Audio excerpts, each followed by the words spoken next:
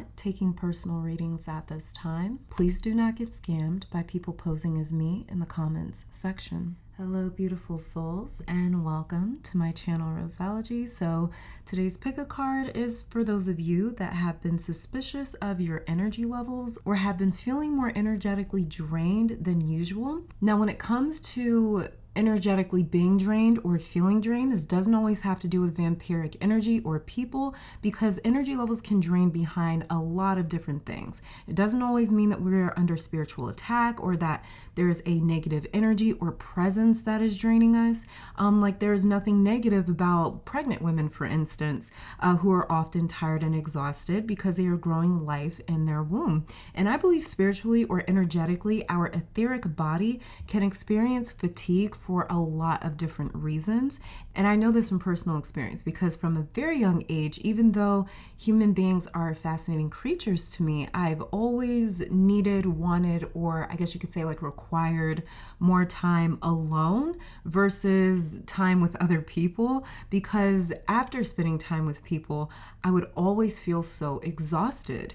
And I knew that not everybody that I was around or spending time with were parasitic type people. There are plenty of souls around me that are very wise, very mature, very good-hearted people. And it always interested me for years as to what was draining me, even after hanging out with, like I said, people that I knew were very good-hearted, generous, wise, discerning people. I've come to realize over the years and after studying so much astrology that many times me feeling drained was because of my vibration undergoing its own changes and experiencing fluctuations because of those changes. So sometimes we're being drained from massive transformations that we're undergoing. Sometimes it's the process of enlightenment that is tiring and draining for us. And most of the time, healing takes a lot out of us as well. So you may be in the middle of switching up your diet or at the beginning of a spiritual awakening. My whole point is there's a lot of reasons why you may feel drained, and it could have to do with energy vampires, as well as it could mean that you are leveling up in some way spiritually, physically, emotionally, mentally. And we may see message kind of reflecting or talking about energy vampires, or it could have something to do with, you trying to change for the better, make certain improvements in your life. Today, for those of you wanting to know what is impacting your energy levels and how to better protect your energy at this particular time, no matter when you are seeing it, because it's a timeless reading, this reading is for you. So let's just jump straight into the disclaimers and the meditation. So obviously, this is a general reading, meaning that it will resonate with who it is meant to resonate with. Tarot does not control or dictate your life. If you hear something that you do not like and think that you are just doomed to that reality, then you are not using my readings correctly. I conduct these readings for confirmation and not answers. If you hear something for the first time, do not take that message without receiving confirmation from your higher self, your intuition, or your spiritual team. Realize that at the end of the day, your free will and what you choose to do with it will determine your reality and outcome, not a pick a card reading on YouTube. So please be responsible, be accountable for your own actions, and use this as a guide to help decipher the messages your subconscious and spiritual team have been trying to send you all along. For those of you that would like to participate in this meditation, this is a general reading for the collective. So in order for this reading to resonate with you personally, you have to personally be synced into the energy of this reading. To help you do that and help you select a pile with your third eye and not your physical ones, I'm going to be offering a 60-second meditation. Halfway into that meditation, I will be placing crystals from my clairvoyants that like to pick piles with objects on them. And after the clairvoyant pile selection, there will be a clairaudient selection where I play a different tone for each pile, and you can select a pile based off of which tone resonates with you the most in terms of your audible senses. If you are drawn to another pile, that's because there is another message for you in that pile. So if you are ready, get into a relaxed position, become aware of your entire body, starting with your feet, and work that awareness up in sections from the feet to the head. Then take a deep breath in through your nose for around 5 seconds. Hold that breath for 3 seconds, and then exhale for 6 to 7 seconds. Then ask your guides, spirit, ancestors, universe, or all of them to help connect you to your higher self so you can receive confirming messages about what is currently impacting your energy levels and how to better protect it. So this is pile number 1, pile number 2, and pile number 3.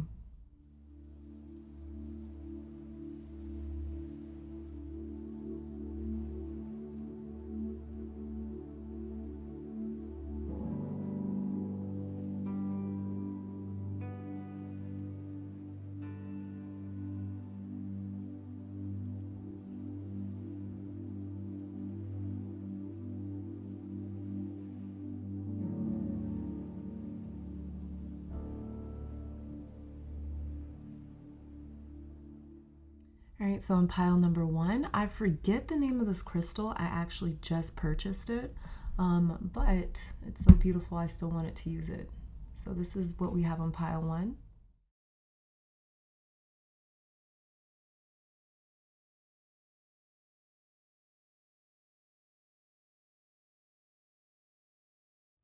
On pile 2 is blue apatite.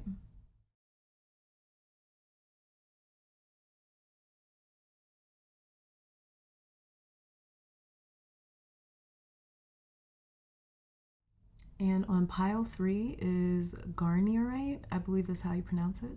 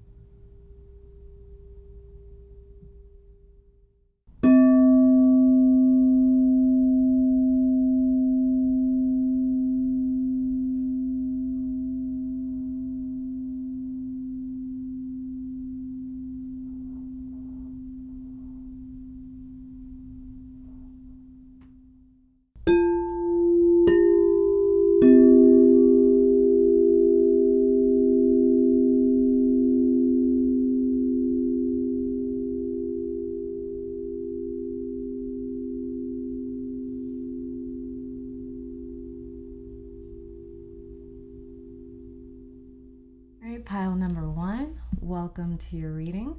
So we are going to be starting off with some tarot cards right here just to see what may be draining you that your spiritual team has been trying to tell you about or warn you about, or they've been trying to communicate with you about this maybe habit or mindset or whatever it is that you are participating in that is currently draining you. So that's what we're going to be looking into today. Make sure my camera stays focused. Okay.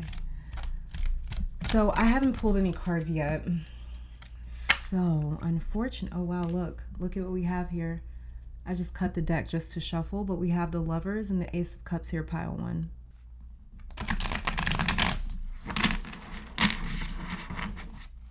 All right, pile 1. Let's get started. Let's see. What is draining you, pile 1?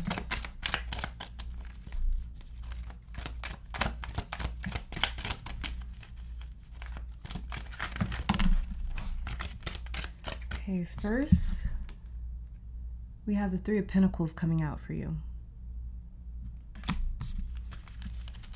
Okay, so this is telling me that this is somebody that you have to deal with. This is either a person that you have to deal with or it's a job that you have to deal with. King of Swords right here. This could be somebody that is an air sign, which would be Aquarius, Libra, Gemini. This may be a male figure or somebody with a lot of masculine energy.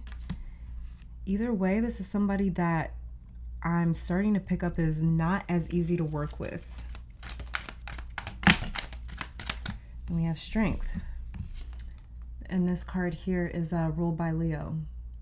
And the Three of Pentacles is ruled by Capricorn. So we've got Capricorn, all the air signs here, which would be Aquarius, Libra, Gemini, and then we have Leo. But either which way, this is somebody that definitely makes you have to hold your tongue or hold back with this Strength card coming out here. And it could be because this person is just extremely stubborn with this King of Swords.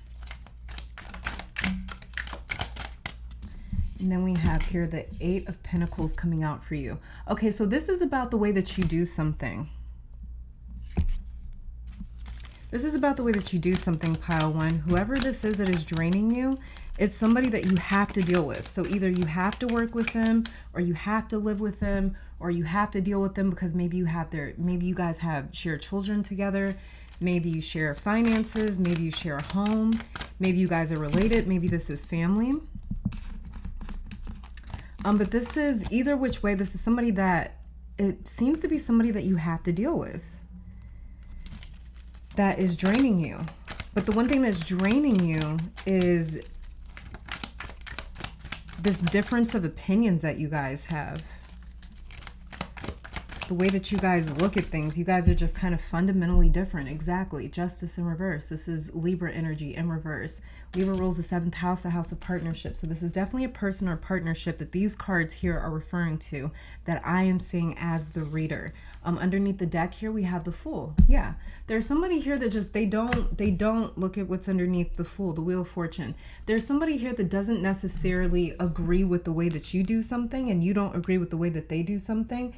And I see that you guys kind of, either you have to deal with each other, or you guys keep choosing to deal with each other instead of somebody leaving. So this could be like some sort of situation or relationship where it's like you guys keep arguing about the same thing. The same sort of issues keep popping up or keep happening. Maybe it's like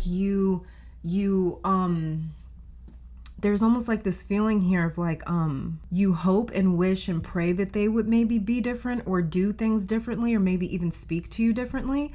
But then it's like they just kind of keep doing the same thing. You guys sort of keep recycling the same cycle maybe, or recycling the same conversation. But either way, you guys cannot see eye to eye. I saw that immediately with the Three of Pentacles. And then we have here the Justice in reverse. This is just you guys not being able to see eye to eye. One thing as well is just trying to convince this person, what's draining you is you trying to convince this person maybe that you do know what you're doing, or that you have a good idea, or that you have the right idea, or that you're doing something. There's like I keep just feeling like there's a disagreement about the way that you do something or the way that they do something. Like you guys do things differently. Like for an example, this is just an example, but maybe if this is you and like somebody that you co-parent with, then you guys disagree with how to discipline this child that the both of you share. Okay, because there's something here that you share with this other person. It's quite important, and they have to be involved. This is what that's what the Three of Pentacles is about. They have to be involved. Because it's not just this person's project or these people's project. It's everybody involved created or produced this third entity. So I'm feeling like for some of you, this is somebody that you're co-parenting with.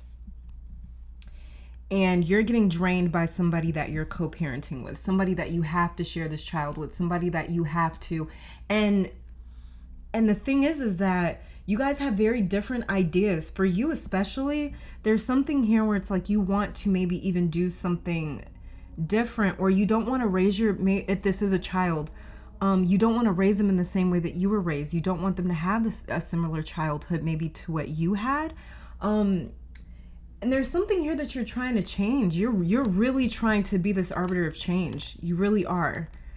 It's like you're trying to introduce this whole new style of parenting. I'm just using this as an example. You don't have to be in a co-parent situation. I'm just using it as an example because it's the best one I can think of. But it's like you want to incorporate a new style of parenting, and it's like this person is, because you have to share this child with this other person, they're kind of getting in your way of doing that. And there's a stubbornness here with this other party. This is definitely not your energy. This is their energy. I'm picking it up strongly. This is their energy. Even if you have a lot of dominant air energy in your chart, Gemini, Libra, Aquarius, this is this other person's energy. And they're just not changing their stance. King of Swords for me in this reading particularly feels heavy. Like I'm sitting on this throne and I'm not budging. So I don't really care what you say. I don't really care if you don't like it or not. Like I'm not changing my mind on this. And then you might not be changing your mind on it either. You might not be changing your stance on something either. For some of you, another thing that's draining you is like trying to show this person the way, trying to awaken them, trying to enlighten them. There's something here about you trying to enlighten someone that does not wish to be enlightened.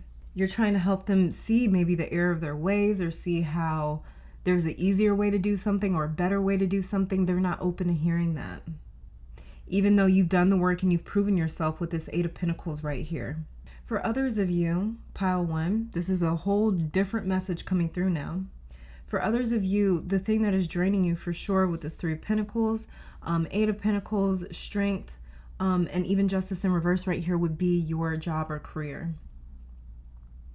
Because it's not, for some of you, it's draining you because you don't feel like you belong there. You really don't feel like you belong there. You feel, you know for a fact that it's like there's somewhere else that you're meant to be. There's somewhere else that's like meant for you. But maybe you're staying at this job to pay the bills, make ends meet, you know, just to survive. But there's something here, it's like it's draining for you because you hate your job. That's another thing that's draining you. But for some of you, taking that leap of faith, just it's like, I feel like with your full card energy, it's like you have to get pushed off this cliff. It's not going to be voluntary for a lot of you in pile one. But that's another one of the things that's draining you, is definitely your job, your career, however it is that you make your money. That's draining you because you can't, some of you literally cannot stand your job, your workplace. Like you hate it there. You've got Wheel of Fortune underneath the deck. This King of Swords is so telling in your reading. And this doesn't happen in every single reading or in every single pile, but sometimes there will be one specific card out of all the tarot cards that just really stands out. And this King of Swords is just glaring at me. I feel like if this is another person that's draining you or that you're dealing with, I feel like I can see their eyes clear as day. And this person, it's some sort of like authoritative figure. So this could be like a boss. This could be somebody that you have to work with. This could be somebody that like signs your checks. It's like you need them to some degree. You need them to some degree for now. For now, you need them. And it's a very imbalanced situation for you. You don't like the fact that you need them. You don't like the fact that you are not independent of them yet. But you guys are making plans though too, I see, to get out of this situation. You just have to be, some of you feel like you have to be smart about it, or you have to be careful about it, because it's like you don't want your life to implode by getting away from this energy, or getting away from this person, getting away from this relationship. So some of you are like, I would leave right now if I could, you know, or if I had X amount of dollars, if I had another job, another opportunity, another place to stay, I'd be out. But it's like there's something kind of keeping you stuck, or like trapped here is the word, with this Three of Pentacles. But this is some sort of authoritative figure. And they don't have to be a boss. This could just be somebody that is very assertive. You know, they're very assertive. They don't know how to take no for an answer. And this is somebody that like, they kind of steamroll people. You know, like maybe they over talk people, out talk people. Maybe they have no problem arguing all day. You know, like they don't tire out. Like their stamina is, when it comes to them just being stubborn and feeling how they feel, they don't mind. Like they'll argue until they're blue in the face. And this is very draining for you because you don't want that.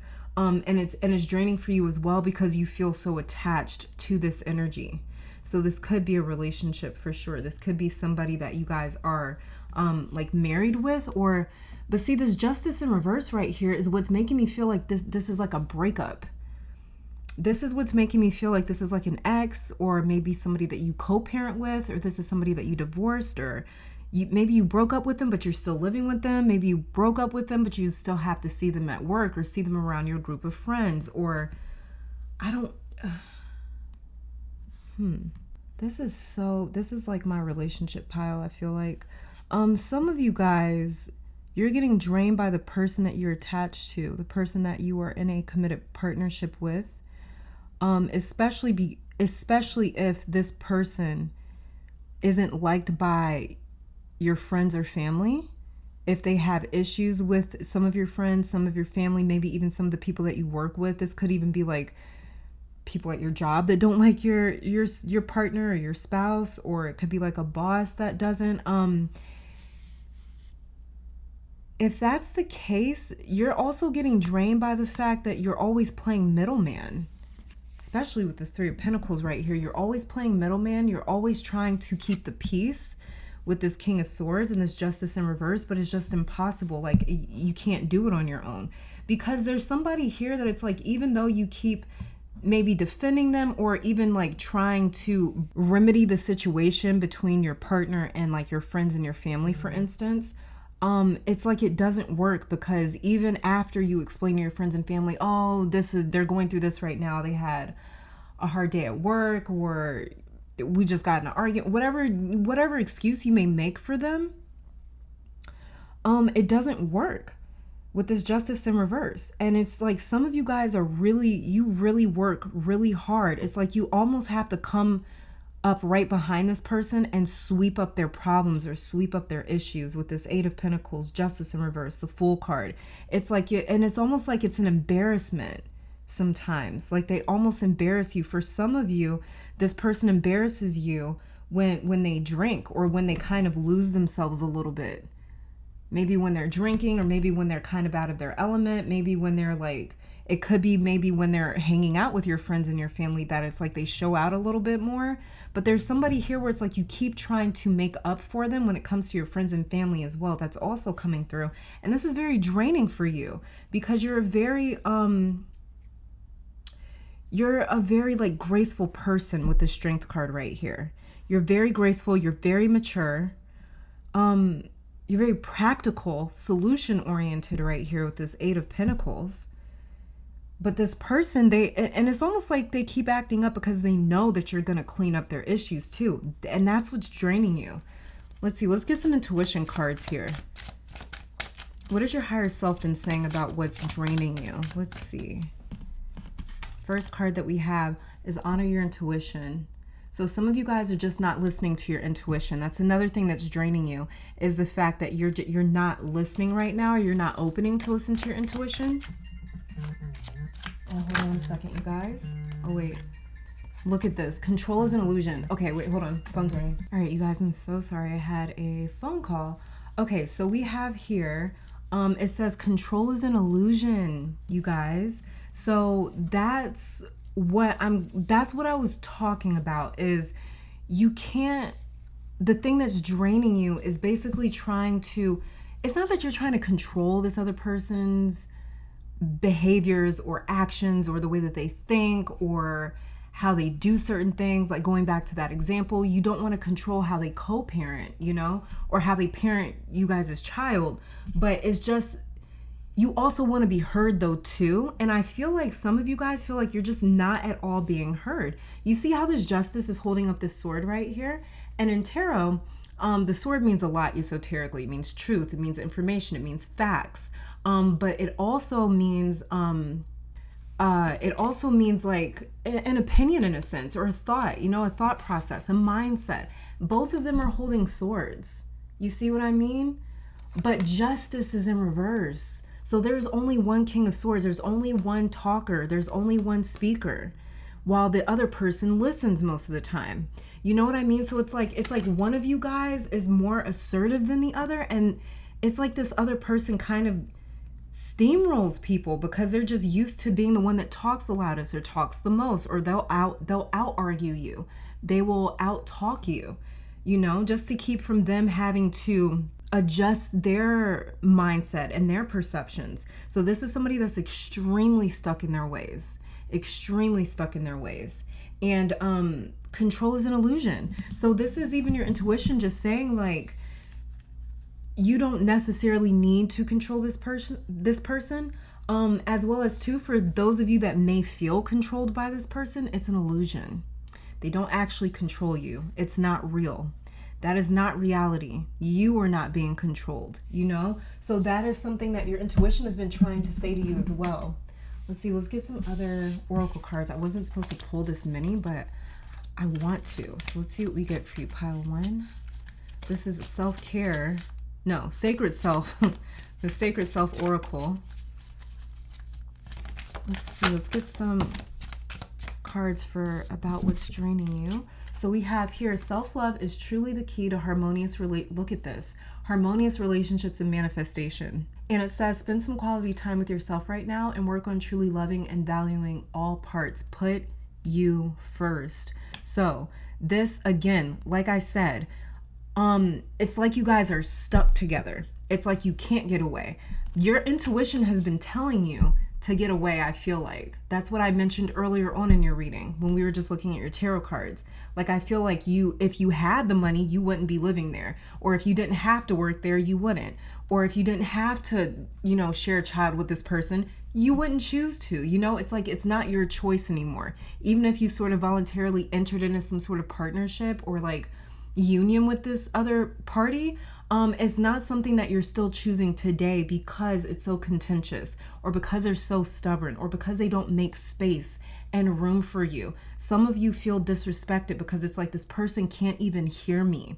It's like a different opinion is offensive to them, or it's like a different opinion it just triggers them to want to argue or debate or fight, And so it's like this person digs their heels in even more when they hear this other opinion. I don't know, there's something here where it's like their ego gets triggered or something when there's a different opinion, or if there's any sort of criticism, it's like they can't take criticism. So this is talking about putting you first. And intuitively, I was picking that up about my pile ones, that you guys would love to be able to get away from this, but Three of Pentacles. You can't right now. There's something going on where you guys can't. So when it comes to what's draining you, it's really important for you to find other ways to put yourself first, okay? If you don't have the money to get out right now, and I can relate to that personally, like I know what that's like. I struggled financially for years to be able to get out of really toxic living environments, and you just have to deal with certain people. I think a lot of us can relate to that. And and when you get on your feet, it's like that peace that comes in, like once you get on your feet and you've got your own place, it's so fucking priceless, because it's like, wow, like this is all I ever wanted, was just that nice peace and quiet, don't have to defend yourself every day, or you don't have to protect yourself every day. It's like you can be more gentle, you can be more soft, you can laugh more, you don't have to look over your shoulder, you don't have to make sure your boundaries are always in place, and so with you guys, when it comes to what's draining you, how to heal that, we're going to pull some extra cards for that to hear specifically from your angels what they suggest in terms of how to handle this situation. Because you guys, pile one, some of you guys are in a very sticky situation. Again, it's like some of you cannot get out of this. Okay, so that's why I kept using the example of like co-parenting. We can't necessarily decide who we have a child with after that child has been conceived, right? So it's like there's something that you got into before, and it's like now that you're in it, you can't get out of it, is what I'm picking up. Justice in reverse. It's like this isn't fair. When it comes to you guys, for sure, recouping some of this energy that you're losing from this situation or this relationship, this is about putting yourself first in every single way that you can. In every single way that you can. Minimize interaction as much as you can. When they're talking, tune them out if you have to. Instead of getting mad and immediately responding, count to 10 if you can. This is just about, in every single way, making sure that you are giving to you until you are out of this situation. Like, for example, just going back to me, my own story, just living in spaces with people that were extremely toxic, sometimes violent, sometimes aggressive, like ridiculous shit. And you have to deal with it when you cannot financially really take care of yourself. Or not that you have to, but when you don't really have other options, sometimes you find yourself in a situation where it's like, I kind of have to deal with this. unless it's just getting like really out of control. So me personally, one thing that I used to do all the time was I would just get out of the house. I would just get out of the house. I would just go somewhere and I'd walk around in a store all day. I wouldn't buy anything. I would just go walk around, or I'd go to a museum, or I'd go to a movie, or I'd go walk at the park or at the beach or something, or just drive around, just to kind of get away and be able to deal with the environment that I had to deal with once I stepped foot back in that door. So this is talking about you guys minimizing your amount of stress as much as possible. That's very important for you guys. Underneath the deck, we have here, find a sacred place in your home. Do you guys see this? Do you guys see what's underneath the damn deck? It says, find a sacred place in your home or anywhere you feel drawn to. Dedicate this space to finding comfort, safety, and prayer. Make this spot your altar or safe haven when times get tough, or as a daily connection. This, you guys, is talking all about creating your own little sanctuary, like exactly what I was just saying. This sanctuary can be in your car, it can be in your bathroom, anywhere where you don't have to interact with this energy or with this person is where you're going to want to kind of make this, in a sense, some sort of sanctuary for you, where it's just like, I just need to get away for a little bit. I just need to kind of clear my head for a few minutes so I'm not so anxious or so stressed out, because our bodies are not built to withstand stress over long periods of time. And what I'm seeing here is like, because I can relate to this on a personal level, when you are feeling like you're trapped in an environment, okay? Especially a toxic one, that shit starts to have serious effects on your health, your physical health, not just your mental and your emotional, but also your physical health. It takes a toll, especially when you're dealing with somebody that is okay being confrontational. They're okay living in the stress.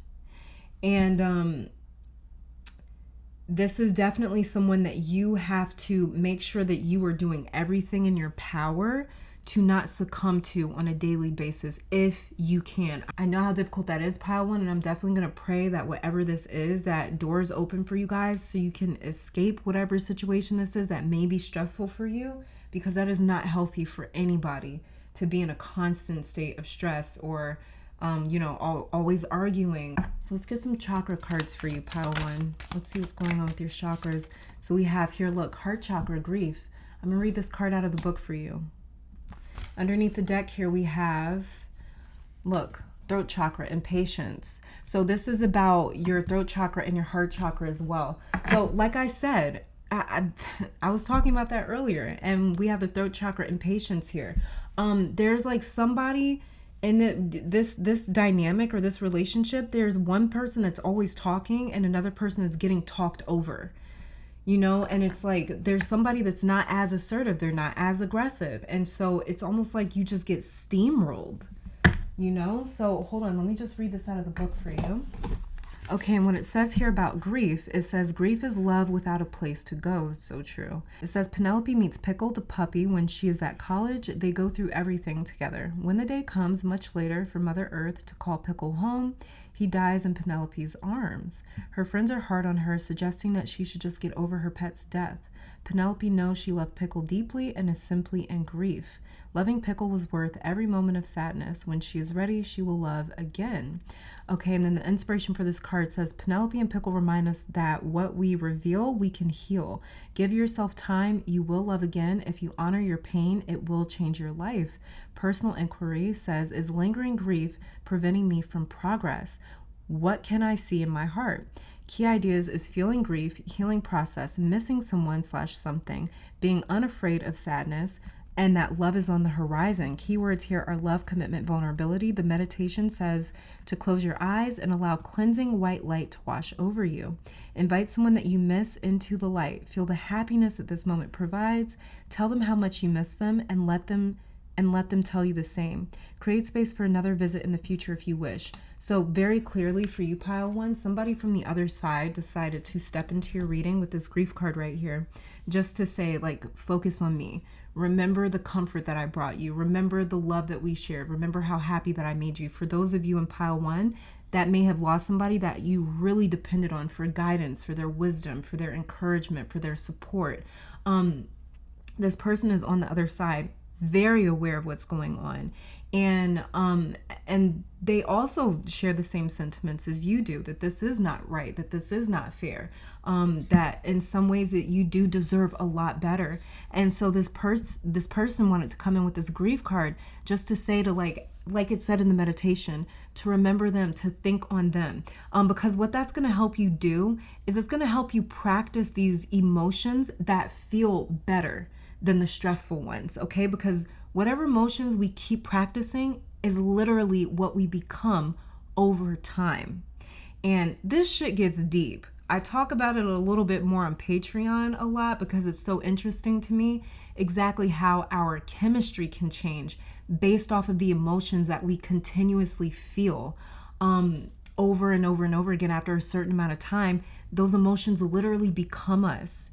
They almost hijack our behaviors and our character traits. So when this comes to this grief card right here, this energy on the other side, whether you've lost somebody that you love dearly or not, this could be an ancestor coming through on the other side that is saying, like, focus on the love that you have in your life. Focus on the things that make you smile, even if it's not very many things. Like I said, I've been there personally where it's like, back in the day, I was struggling so bad. I did not have a lot to smile about, but I found things to smile about. I was like, I'll be damned if I'm just going to sit here and be miserable every day. Even if the only thing I had to smile about was the fact that, hey, I've got my health. I've got my parents. I've got the sun out today. It didn't matter. I would find anything and I would hold on to it like nothing else. Sometimes life is going to push you to those places where you don't have very much to be thankful for. And you have to find those reasons. And that's where you're at right now, pile one, because that's one of the main things that is draining you, is this amount of grief. For some of you, it's grief. You're grieving over a past decision that you made that you're still dealing with. You're still grieving over that. And you're thinking to yourself, just going back to that first example, about co-parenting with somebody that you don't really get along with. Just using that as an example. You may be grieving the fact that it's like, damn, I wish I would have picked a better mother. Oh my God, I wish I would have picked a better father for my child. I wish I would be in a different position. For some of you, you're still, another thing that's draining you is just being in this space and being in this state of wishing for a different reality, wishing for a different outcome. Like the part of that prayer that says, God, help me accept the things I can't change. There's something here that you cannot change. Like I said, you can't change it. You can't get out of it. That's why the best example I could think of was like a co-parenting situation, because it's like whatever you created with this other person, you guys cannot get away from it now. So for most of you, I feel like that's a child. I don't know. Maybe it's like a house. Maybe it's finances. I'm not sure. Because you can get out of a marriage, but there's something here where it's like you guys cannot get out of this and you have to find a way to cope. And you guys haven't accepted the fact yet that you can't necessarily get out of it. And for some of you, that's exactly what's draining you. Look, control is an illusion. You guys wish for different. You wish you could control the situation and give yourself a different circumstance or a different reality. It's that control. Like I said, it's that part of the prayer. God, help me accept the things that I cannot change. You guys aren't there yet necessarily, some of you, where you've accepted the fact that it's like, okay, I have a child. For the rest of my life, I have to share this beautiful little child with somebody that I cannot stand, that I would love to just wring their neck, And this is about accepting. Because the more that you resist this, the more grief. And the more it's like it's like it's draining you. And the thing is that for some of you, it's not necessarily draining you of your energy. It's draining you of your optimism. It's draining you of your high vibrational energy in a sense, where it's like you can't necessarily sense it or feel it anymore. And that's why they want you out of this situation. Let's get a couple more cards for you here, pile one.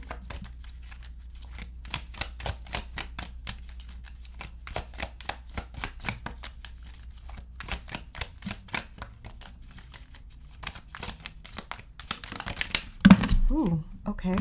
So we have here, I am divinely guided. It kind of sounds like this honor your intuition.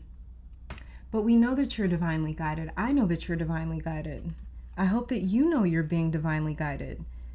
And that, for better or for worse, something is a part of your story that is taking you a while to accept. For some of you, it could be the fact that, oh my gosh, I'm pregnant right now, or I'm expecting this child with somebody that I never even considered a long-term commitment with justice in reverse right here. Again, justice is ruled by Libra. Libra rules the 7th house, the house of partnerships and commitment. So this could be you getting into some sort of a lifelong responsibility with somebody that you didn't even see a long-term commitment with for some of you. And you're having a very difficult time accepting the fact that it's like shit's about to get real. I'm going to have to find a way to accept this, to deal with this. So for some of you, this could even be your health. But there's something here you're not ready to accept. And it's okay to take your moment to grieve. Let me also say that. Because I feel like I haven't said that. And that is the most important part. It's the most critical part when it comes to healing, is emoting. Processing through that grief. We try to stay away from the bad feelings because the bad feelings don't feel very good. But that's what healing is. It's painful. It never feels good. When we're healing, it never actually feels like we're healing. It feels like we're being pulverized. And so I know I get it. And so for you guys, it's important to grieve. It's important to deal with those feelings of, I fucking hate it here. Feel that. Admit that. Acknowledge that. Say that to yourself. You guys, is your throat chakra. Your throat chakra did come out, and we have the card impatience here. Some of you guys, you want out right the fuck now. You want out.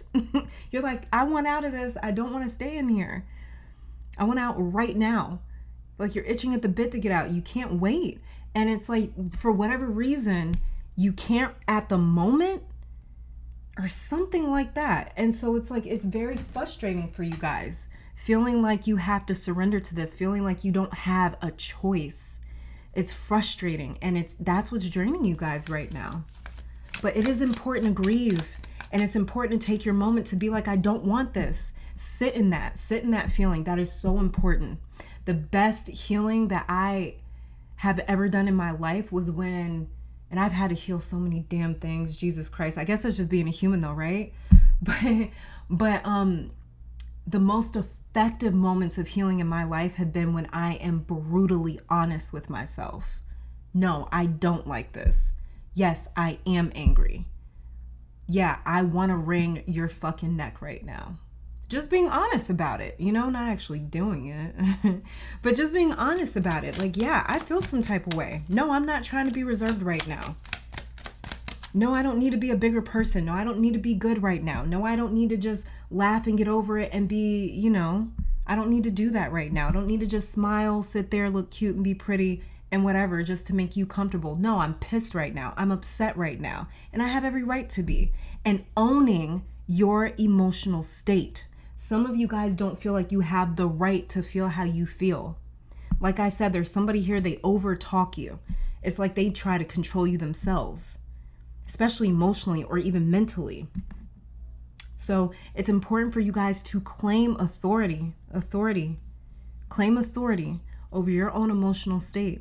If you are upset, if you're angry, that's okay. Whatever it is that you feel is perfectly fine. You may feel sad. It's fine, but feel that and know that as you're feeling that, as you're crying, as you're venting it, as you're yelling or screaming or getting it out, however it is that you emote and get out those emotions so they don't turn into repressed feelings. As you're getting those out, it's not going to feel good.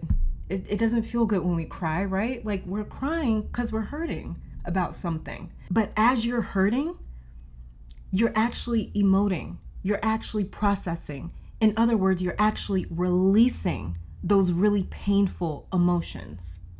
I was literally just talking to somebody about this yesterday, and I was like, it's crazy to me how, like, just say, for example, when you go and you stub your toe, you stub your toe like on a corner or something like that, right? And it's like, it hurts. Like physically you feel that pain move through your foot and move through your body, right? We don't get mad at our body for being like, why the hell are you hurting? Maybe because you just stubbed your toe. So why is it that when we get emotionally wounded or emotionally offended or emotionally scarred or emotionally hurt, we get upset with ourselves for responding to that, for feeling that? Or we try to rush ourselves through it, like it said in this grief card right here. Or other people are trying to rush us through it. Oh, just get over it. Do we tell our body to just get over it when we get a cut or a burn? No, we don't. We let the body go through what it has to go through. It's the same exact thing with the emotional self, with the emotional body, with the emotional being. It's like you emotionally stubbed your toe and you're pissed because you feel it, you know? And it doesn't make sense. I don't know why we do this as human beings, why we want to control our emotional self. I don't know why we do that, because we don't try to control anything else when it comes to the physical, tangible reality. We don't try to control our body, you know? Not when it comes to, certain things.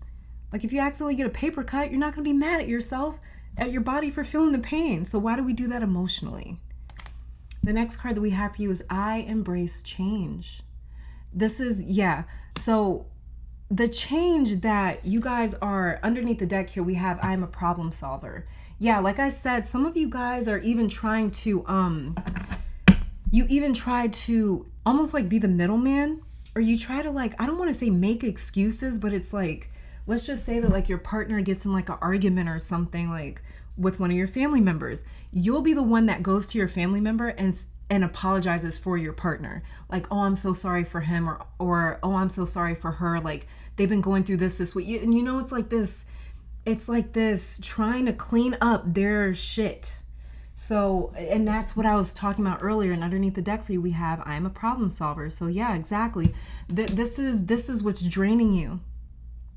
Okay. And you guys embracing change, what I am actually picking up with this I embrace change is surrender to the change. Surrender to it.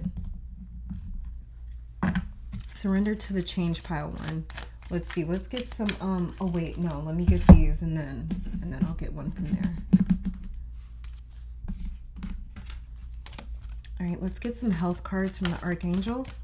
Just see what we get for you, pile one. We have here improving health. Dear Archangel Raphael, thank you for your comforting reassurance about this situation. Listen to your angels, especially listen to your ancestors, because we did get this grief card and it felt like an ancestor came through. But definitely listen to your angels because of the simple fact that they are improving situations for you, and not just your health, but I feel like the angels, your angels around you, your own personal angels, are actually trying to bring you comforting reassurance. They're trying to improve the situation. They are at work in the situation, and you are, and yeah, it does say I embrace change, and we got the Fool card for you right here. So there is a big change coming with this particular situation, and it's coming quite soon. It's coming quite soon for you guys. For us to get I embrace change in the Fool card right here. There's some sort of relief. There's some sort of opportunity to get out of this situation very soon. And even if you can't get out of the situation, like just going back to that example, you can't get out of co-parenting with somebody that you had a child with, but what you can do is maybe find yourself in a new opportunity where you can minimize or really cut back the amount of times that you have to interact with this person.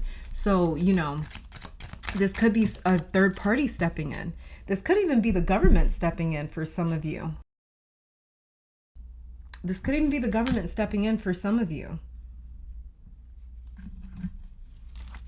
Let's see, let's get one more. This could be the government stepping in, or this could be like another third party. Like, I keep using it as an example, but it could even be like a third party, like let's just say like you're not getting along with the person that you did have a child with. So maybe you guys start using your parents or something to facilitate the drop-offs or something like that, you know, like a middleman.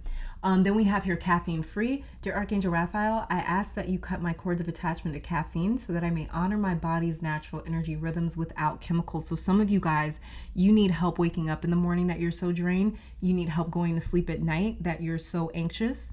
This is like you can't even feel your own body anymore. Like I said earlier in your reading, some of you feel like you can't even sense your own spiritual team anymore.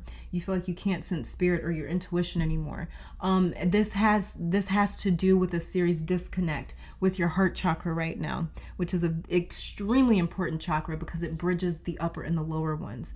Okay, and so when the heart chakra is off, the lower chakras cannot communicate with the upper ones and vice versa. So there is a disconnect between heart and brain when things like that happen, and this can lead to serious issues with numbing ourselves to deal with something that is just a stressful situation, and it's the type of stress that just won't ease up.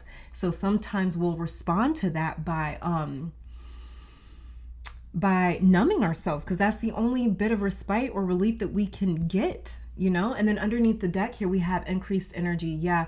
Okay, dear Archangel Raphael, thank you for filling me with the unlimited energy of divine love and light. All right, you guys. And then let's just get one final card here from your archangels just to see what they have to say. I guess I could put these down here just to see what they have to say. I'm so glad that I decided to just sit down and do this reading. Like, I was just feeling it so heavy. I first got the okay to do this reading from my guides like a month ago, and I just never did it. But today I just felt it so strongly, and I love it. I love when I wait like this because the messages come through so clearly. So your archangels want to say to you, pile one, your archangels and your personal angels, they want to say, look at this. Archangel Michael, stand in your power, be true to yourself. Call on Archangel Michael for protection. Because I see these swords, images of swords keep coming through in your reading. And so this is telling me that there is powerful forces protecting you that are around you, for sure. But they may not be intervening without you asking, with your justice in reverse right here. So you may need to ask them so they can kind of get justice rolling. With this Fool card right here, we had your Wheel of Fortune underneath the deck. So call on your spiritual team. Some of you haven't called on your spiritual team because you're actually scared to call on your spiritual team, because you already know they're going to get to work and they're probably going to deal with this situation in a much less warm way than you're dealing with it, than you're trying to deal with it. Then we have here Archangel Jeremiel, learn from your challenges, relax and trust. Learn from it. So this is just a challenge. This is something to learn from. This is a difficult lesson that a lot of you are in right now. A very difficult lesson. But like I said, with I embrace change and the Fool card right here, there is change coming up for you guys very soon, to be expected. So don't give up on that. The change is going to come swiftly out of nowhere. You're not going to be expecting it, but this situation won't feel as overwhelming. It won't feel as draining. Very soon there's a big change coming, especially as you guys get more in touch with your heart chakra and you allow yourself to grieve, you allow yourself to be angry, you allow yourself to emote transparently and honestly. That's really going to help get the ball rolling as well. And then underneath the deck, we have Archangel Gabriel, shimmer with diamond light and express your creativity. So even in creating, for some of you guys, it is also going to help you really get through the situation. It's going to help you, it's going to help in a sense to offer some sort of relief from the situation, offer some sort of even way out of the situation. For some of you, creating, getting into your creative bag is just going to be a way that you guys kind of get out of the situation as well, or escape the situation. So, but pile one, your reading has run over so long. I apologize. But this is all that I'm seeing for you guys. I'm going to be praying that the door is open for you guys. I mean, I really don't even think I need to pray, because Wheel of Fortune right here is talking about how doors are opening for you. And this is Wheel of Fortune upright. So this is talking about your fortune turning in a way where it's favorable towards you. It's favorable to you, and fortune is turning in a way where it's trying to relieve you of a lot of this stress, okay? Because you had to really kind of do things on your own with the Strength card right here. But you guys this change is coming swiftly. Thank you so very much for tuning in. Let me take this time to thank your guys, my guides, our higher self, amazing spirit, for these messages.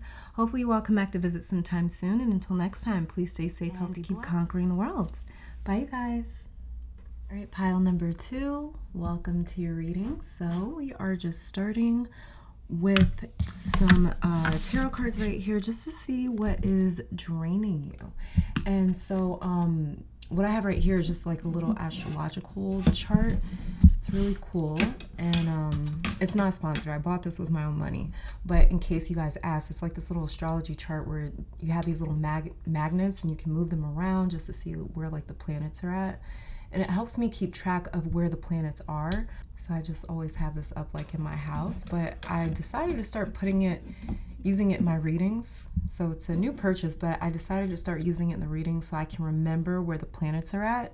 In case certain messages come up, I can kind of apply it to or see if it has anything to do with the current astrological transits. But this reading is timeless, so it doesn't matter when you see it. This is just for me, pretty much. Okay, so let's get started. Pile 2 to see what is draining you. And we're just going to get some cards and then derive the energy from there, derive some messages from there. So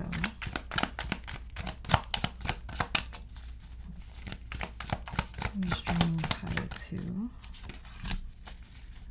Just draining pile 2.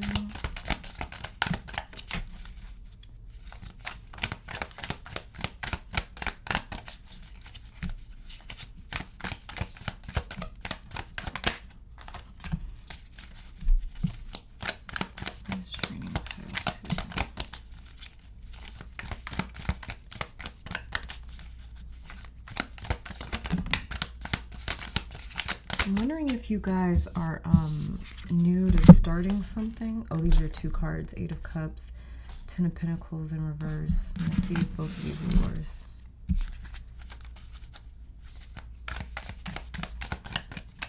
Okay, they are. I'm wondering if you guys are like new to starting something. Oh yeah, underneath the deck, we have here the Hangman in reverse. Okay. So what we have for you, pile 2, is the Knight of Pentacles in reverse. We have the Strength card in reverse. We have the Star upright. The 8 of Cups upright. And the 10 of Pentacles in reverse.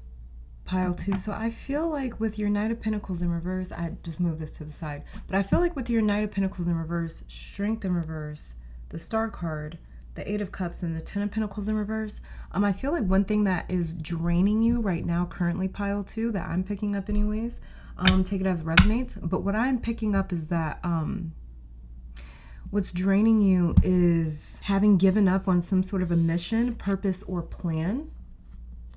So this could have been some sort of future that you were planning, some sort of future that you wanted or desired. And it looks like you guys had to sort of give it up or change plans. Maybe you had to change plans in the last second.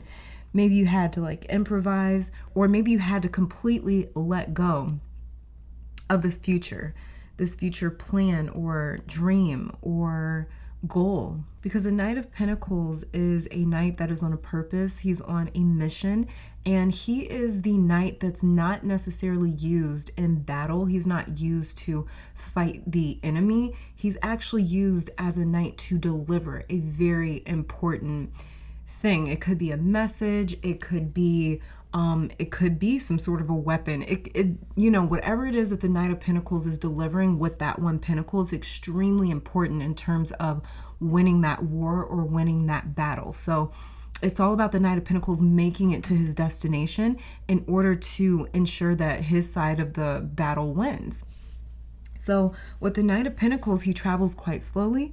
He travels at his own pace because, again, his job or his mission is different from the Knight of Wands or the Knight of Swords. So the Knight of Wands and the Knight of Swords, they're the ones that you send out there when it's like, okay, we're fighting and I need you guys to go win this war. The Knight of Cups is the knight that you send out when it comes to peace talks and negotiation, because he's very charming. He's coming with he is showing up somewhere with a peace treaty or a peace offering. It's almost like he's showing up with like an olive branch with that cup. He's definitely not showing up with a weapon. He's not showing up with a sword or a wand, something that hurts, but something that's charming.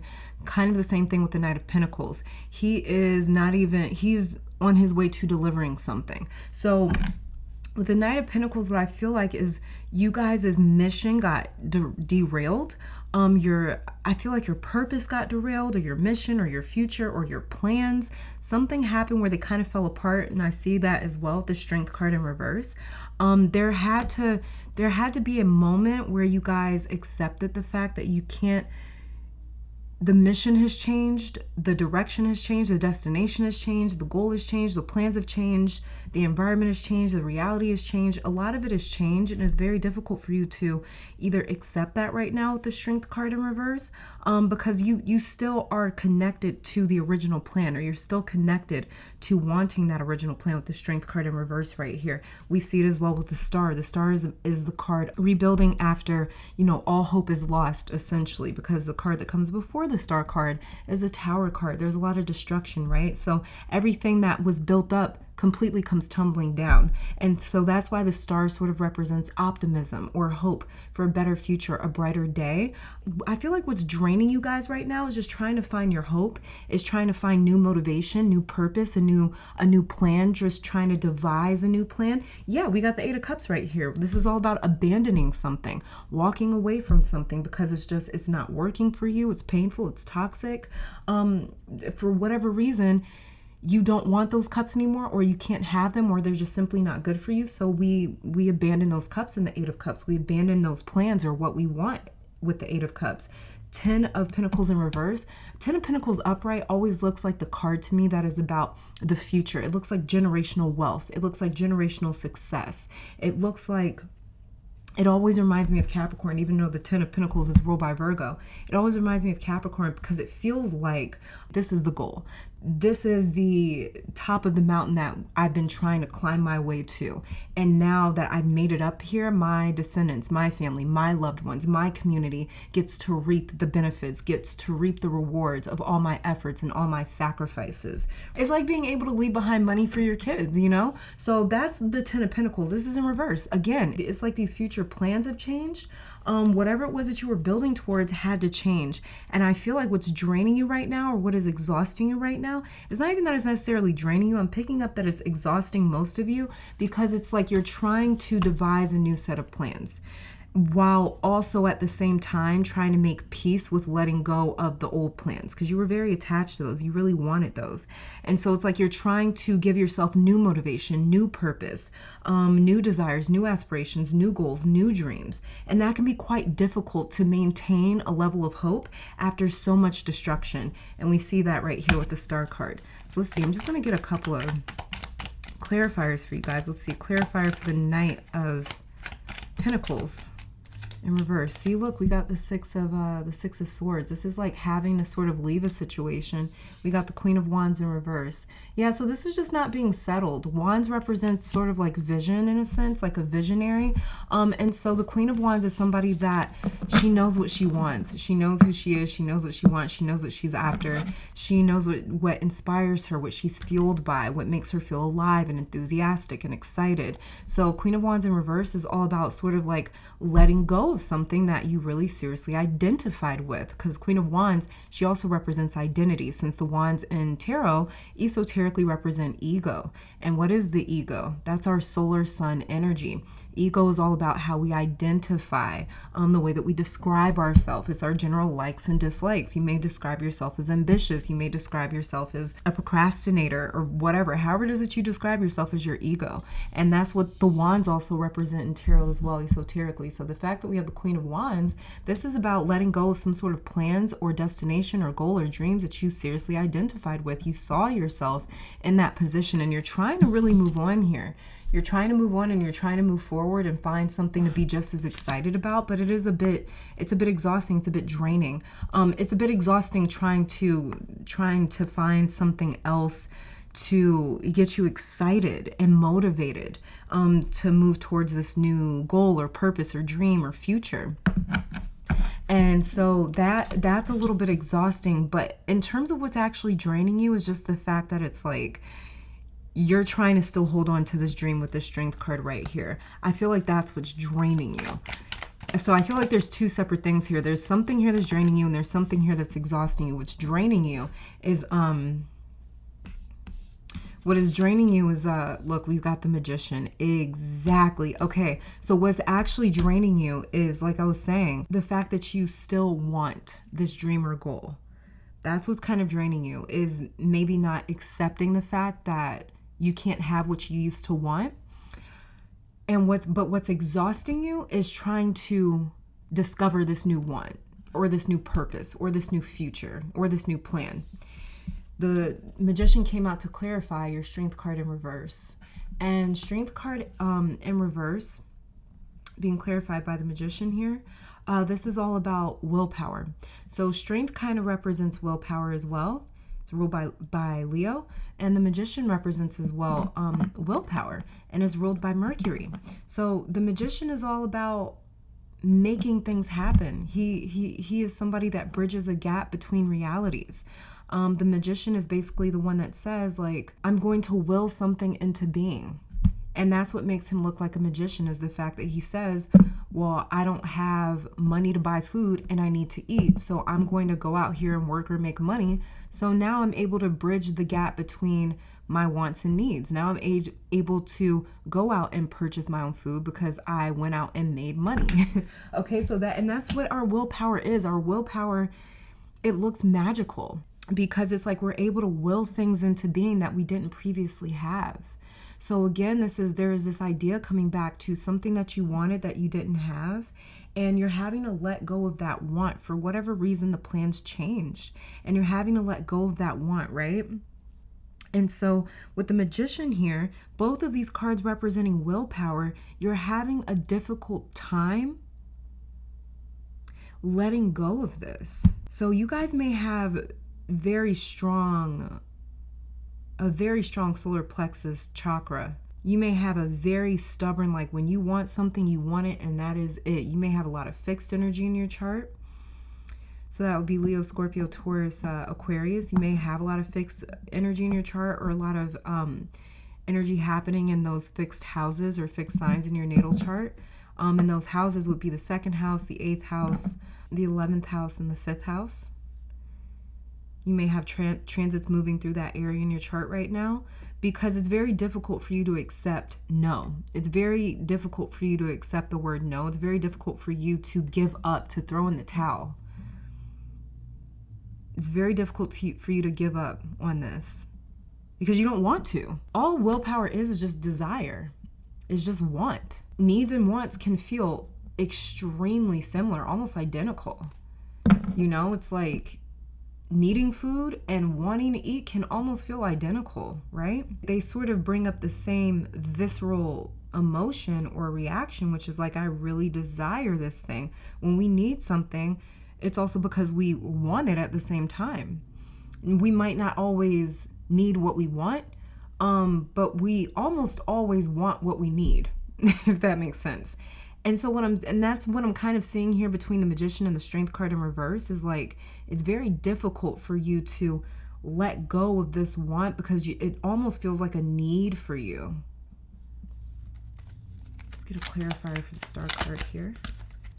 Ace of Swords. See, this is about adopting a new plan, a new mindset, a new perspective, a new goal, a new dream, a new aspiration. Okay, yeah. I don't even think I need to spend any more time on this card, with the Star card here being clarified by the Ace of Swords. This is all about, okay, so another thing that's also draining you with this Ace of Swords clarifying the Star is the fact that you're still fighting against, in a sense, or not even fighting against, but you still may be a little bit resistant. You may be seeing 1111 a lot right now as well, too. Let me just add that in. But you're another thing that's draining you is the fact that you're resistant to this new direction. Okay, and this new direction is going to lead you towards your fate and your destiny. All right, sorry you guys, I had a phone call. What was I saying? Was I getting a clarifier for the 8 of Cups? Let's just get a clarifier for your 8 of Cups here. Let's see. Let's get a clarifier for your 8 of Cups.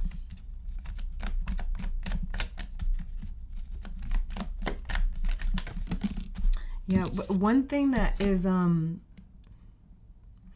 like I was, oh, yes, I was talking about the difference between you being exhausted versus you being drained. So there's two separate things happening here. One thing that is draining you is your resistance to this new path, this new direction. But one thing that is draining you is still maybe holding on a little bit to this past plan or past hope or goal or dream or direction. And the thing that is exhausting you is this resistance that's there to this new direction. So this new direction is going to keep calling to you, and it's going to keep nudging you in that area. And you may still be resistant until you come to accept the fact and until you make peace with the old plans that went awry. So that's what I'm picking up is happening here. There's some sort of it's almost like it's a new chapter for you, and that's what's exhausting about it. We see that right here with the Six of Swords, the Magician, the Ace of Swords, the Eight of Cups, the Star, the Ten of Pentacles. This is just about you guys kind of starting this new chapter and not having fully closed the old one emotionally.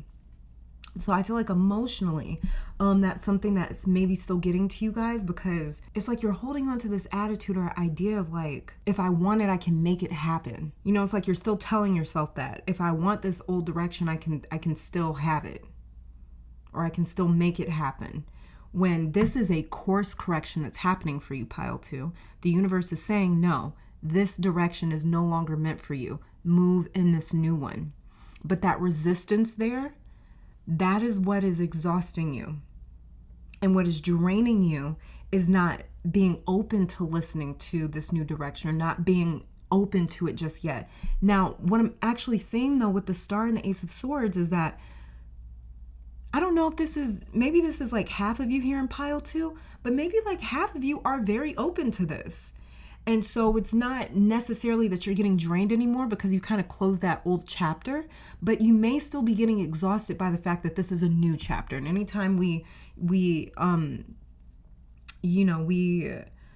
step forward into a new direction or a new chapter, it can be a little bit not draining, but it can be a little bit exhausting, a little tiring, because it's like you have to exude so much effort when it comes to starting on a new chapter, a new direction, a new goal. So that's what I'm kind of seeing with you guys. And yes, okay, exactly. We've got the Nine of Wands coming out to clarify your Eight of Cups right here. So the Nine of Wands, for sure, like I was just saying, it talks about being tired, feeling tired, being a little bit wounded as well, and just kind of needing a little bit of time to make peace with everything that's happened before moving forward, because what comes after the Nine of Wands is the Ten of Wands, and it's quite exhausting. So it's just being aware of the fact, like, it's going to take a lot of energy. It's going to take way more energy for me to walk into this new direction than it would have for me to deal with this old direction, because the old direction, those old plans were already all figured out. Let me turn this into an example. So basically, relationships are the easiest examples. So let's say that it's like, you had to leave your old relationship because it just wasn't healthy for you, right? It wasn't good for you. It didn't make you feel good. So you had to leave that situation. You had to leave that relationship. You have to put more energy into dating again, or into walking into this new chapter, being single for the moment. That old relationship was already figured out. You had been in that old relationship for months or years, and maybe you thought you had things figured out there. Maybe you were like, oh, this is my person, and we're gonna buy a house together in the next 3 years or the next 5 years. We're gonna start a family in the next X amount of years, or we're gonna be doing this and doing that in the next X amount of months or years. So it's like you already kind of had these plans at this old place. And so that's the part that's draining you, is closing the door on those old plans. You're still reluctant in terms of closing the door on those old plans because you're not necessarily ready to embrace this new direction, because it's like, I didn't plan on being single. I didn't plan on this person not being in my life. Now I've got to find a new motivation, whether you're deciding to be single for the time being, Just an example, whether you're deciding to be single for the time being or deciding to go out and start dating again. There's some exhaustion here in like going through the whole process all over again with a brand new person, getting to know them, getting to learn them. Or it's exhausting being single after being in this relationship and having your focus and attention in one area on these one set of plans. And now it's like, okay, well, now I have to figure out how to do all this on my own. You know, I still want to have a family, or I still want to own a house, or I still want to do X, Y, and Z, but now I have to figure out how to do it alone versus with this person. So it's like, that's the thing that's a little bit exhausting, is just there's this huge kind of, there was this, what's the word? It's like there, yeah, look, temperance underneath the deck. It's like there was a bit of a shaking of your foundation, and it's like you're still sort of just getting your bearing straight. That's what this feels like. There we go. Yeah, this is why I have to keep talking throughout the readings, because it's like I'm trying to describe what I'm sensing, what I'm feeling, and what I'm getting. So sometimes it just helps for me to keep talking until it comes through. But I feel like you guys right now are getting your bearing straight because of this course correction and this change in plans.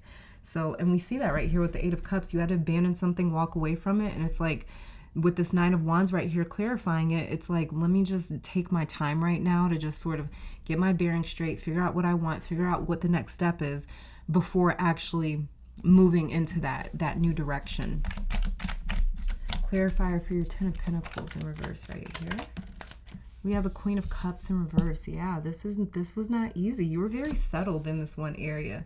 You were emotionally settled. You were emotionally happy. You were emotionally fulfilled. Yeah, see, Six of Wands in reverse underneath the deck here. You may feel like you may feel like whatever this was, these old plans, you may feel like you like failed at them in a sense.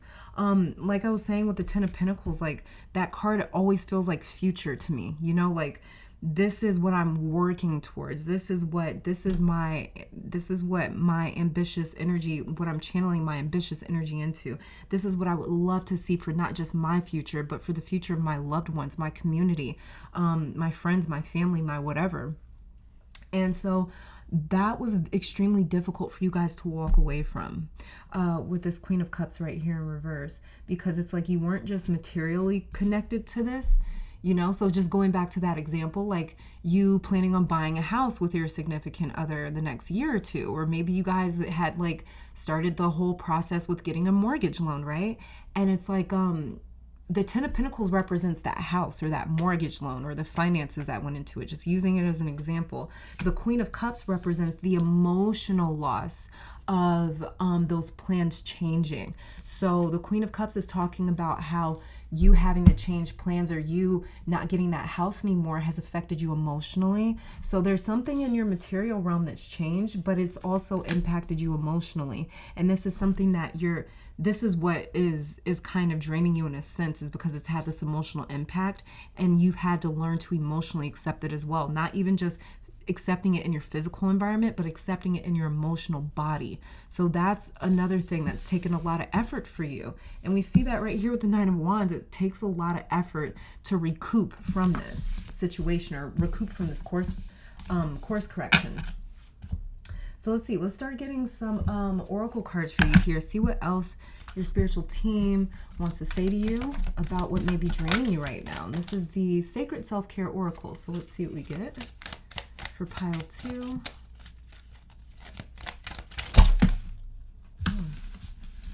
Okay, so I just dropped the cards everywhere. So let me shuffle these real quickly. Because normally when that happens, it's like Spirit is saying, like, shuffle them up. So let's see what we get. Okay, so 2 cards came up. So we have here. Okay, so we'll just read. Let me get this to focus. Okay, so the first card here says, this is a time of heightened creativity, ideas, and knowledge. You may be taking on a new hobby. What was I talking? Yeah.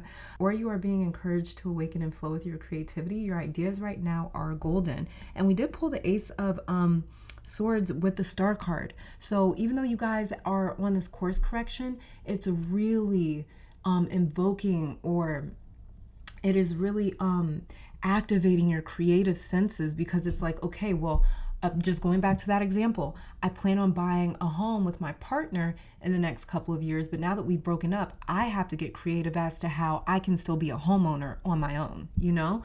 And so that's what I'm kind of picking up with this card here, is like there's going to be so much that your creative juices and your creative energy gets to like flow into. You get to really formulate this new reality, or this new environment, or this new direction. You really get to work alongside the universe and collaborating on this new experience, this next chapter that you're walking into. This card here says, clean your space, mentally, physically, and inside your place of dwelling. This is a great time for a deep clean and hitting the reset button, exactly just like the star card right here. And it says, organizing and tidying up will create more clarity, growth, and well-being. So this is another thing that may help you guys to sort of like recharge your batteries, recharge your energy, is basically just going through and cleaning your physical space. Kind of like this 10 of Pentacles in reverse right here, as well as the star.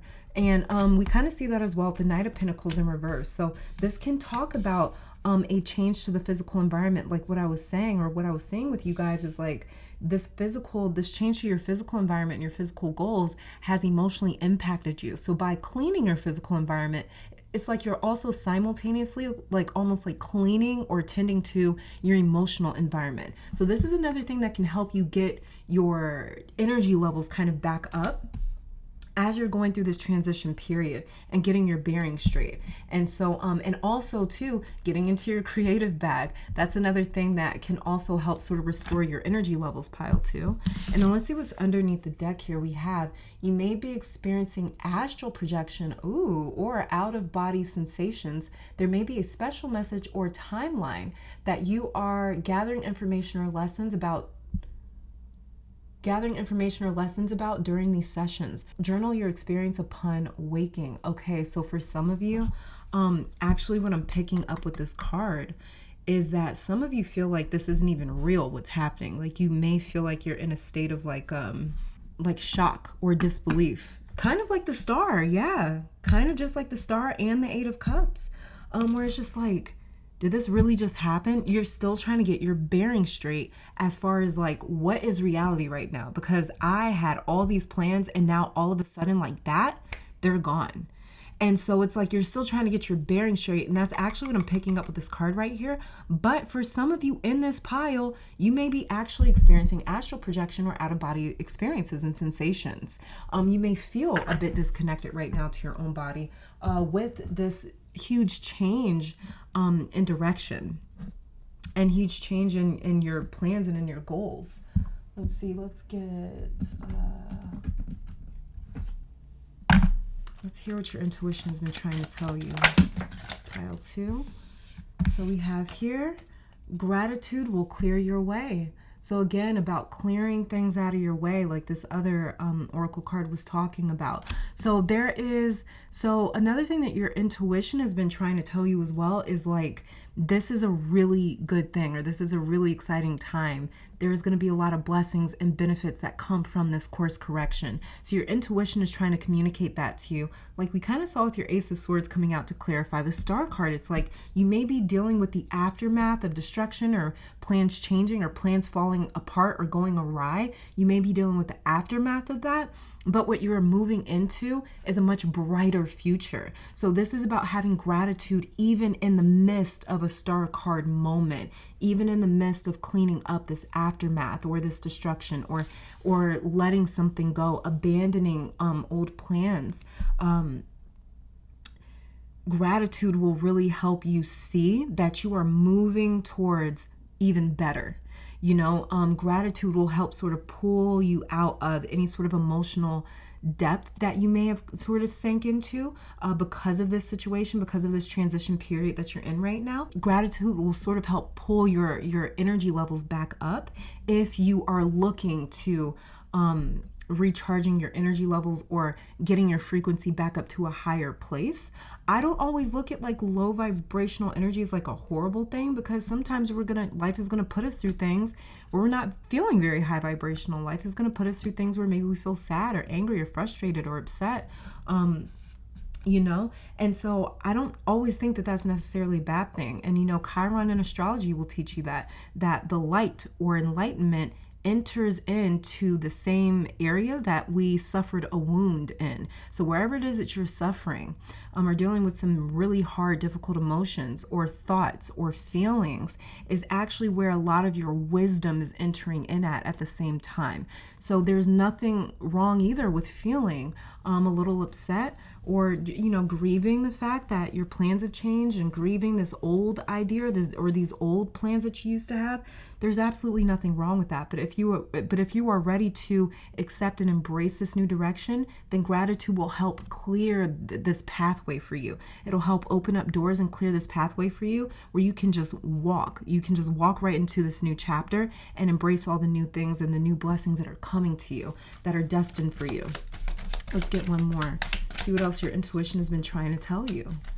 So right now, that may be another reason why you guys feel like you're having an out-of-body experience, is because your intuition may not at all be in alignment with what you're physically going through. You may be looking at your intuition like, are you fucking crazy? Like, all this destruction, and you're trying to tell me to be hopeful or positive, So, or it may be very difficult for you to hear your intuition right now because your vibration is a little bit lower than what it normally is. But here we have return to your breath. So your intuition is also trying to tell you maybe to practice breath work, or use your breath to sort of help with your emotional states. If they've been fluctuating a lot. So breath can kind of help stabilize your emotions as well. And then we have miracles are preceded by inspired action. Inspired action is the star card right here. And the way that it was clarified by the Ace of Swords. So this is about deciding and accepting and embracing the fact that it's like, there's this new direction over here, and this new direction needs me to take different actions, so this new direction is going to require a new thought process, a new mindset, new behaviors, new reactions, a new way of thinking and talking and being, And then underneath the deck here, we have for you, you must speak your truth. Okay, let's get some other cards here. Let's see, let's get some archangel cards, see what your archangels are trying to say to you. So we have Archangel Zerial, give and receive love, obey the spiritual laws, obey your fate right now. Obey your fate. That's what I'm really hearing with this card, is just like, obey your fate. Whatever your fate is, if fate has declared for you that right now you need a course correction or you need to change directions, obey that right now. Like, listen to it as much as you can.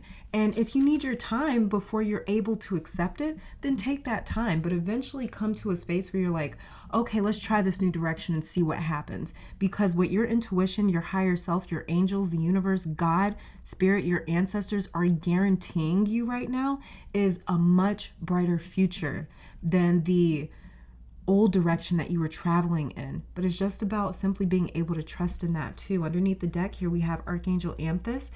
Purify your life with love. Prepare for something better. This is what I just said. This is what I've been saying. This new direction is much brighter than the older one. Prepare for something better. Okay, let's get a couple more cards here.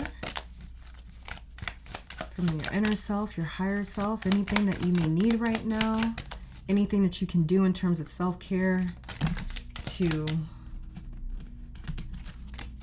replenish your energy levels. So let's see.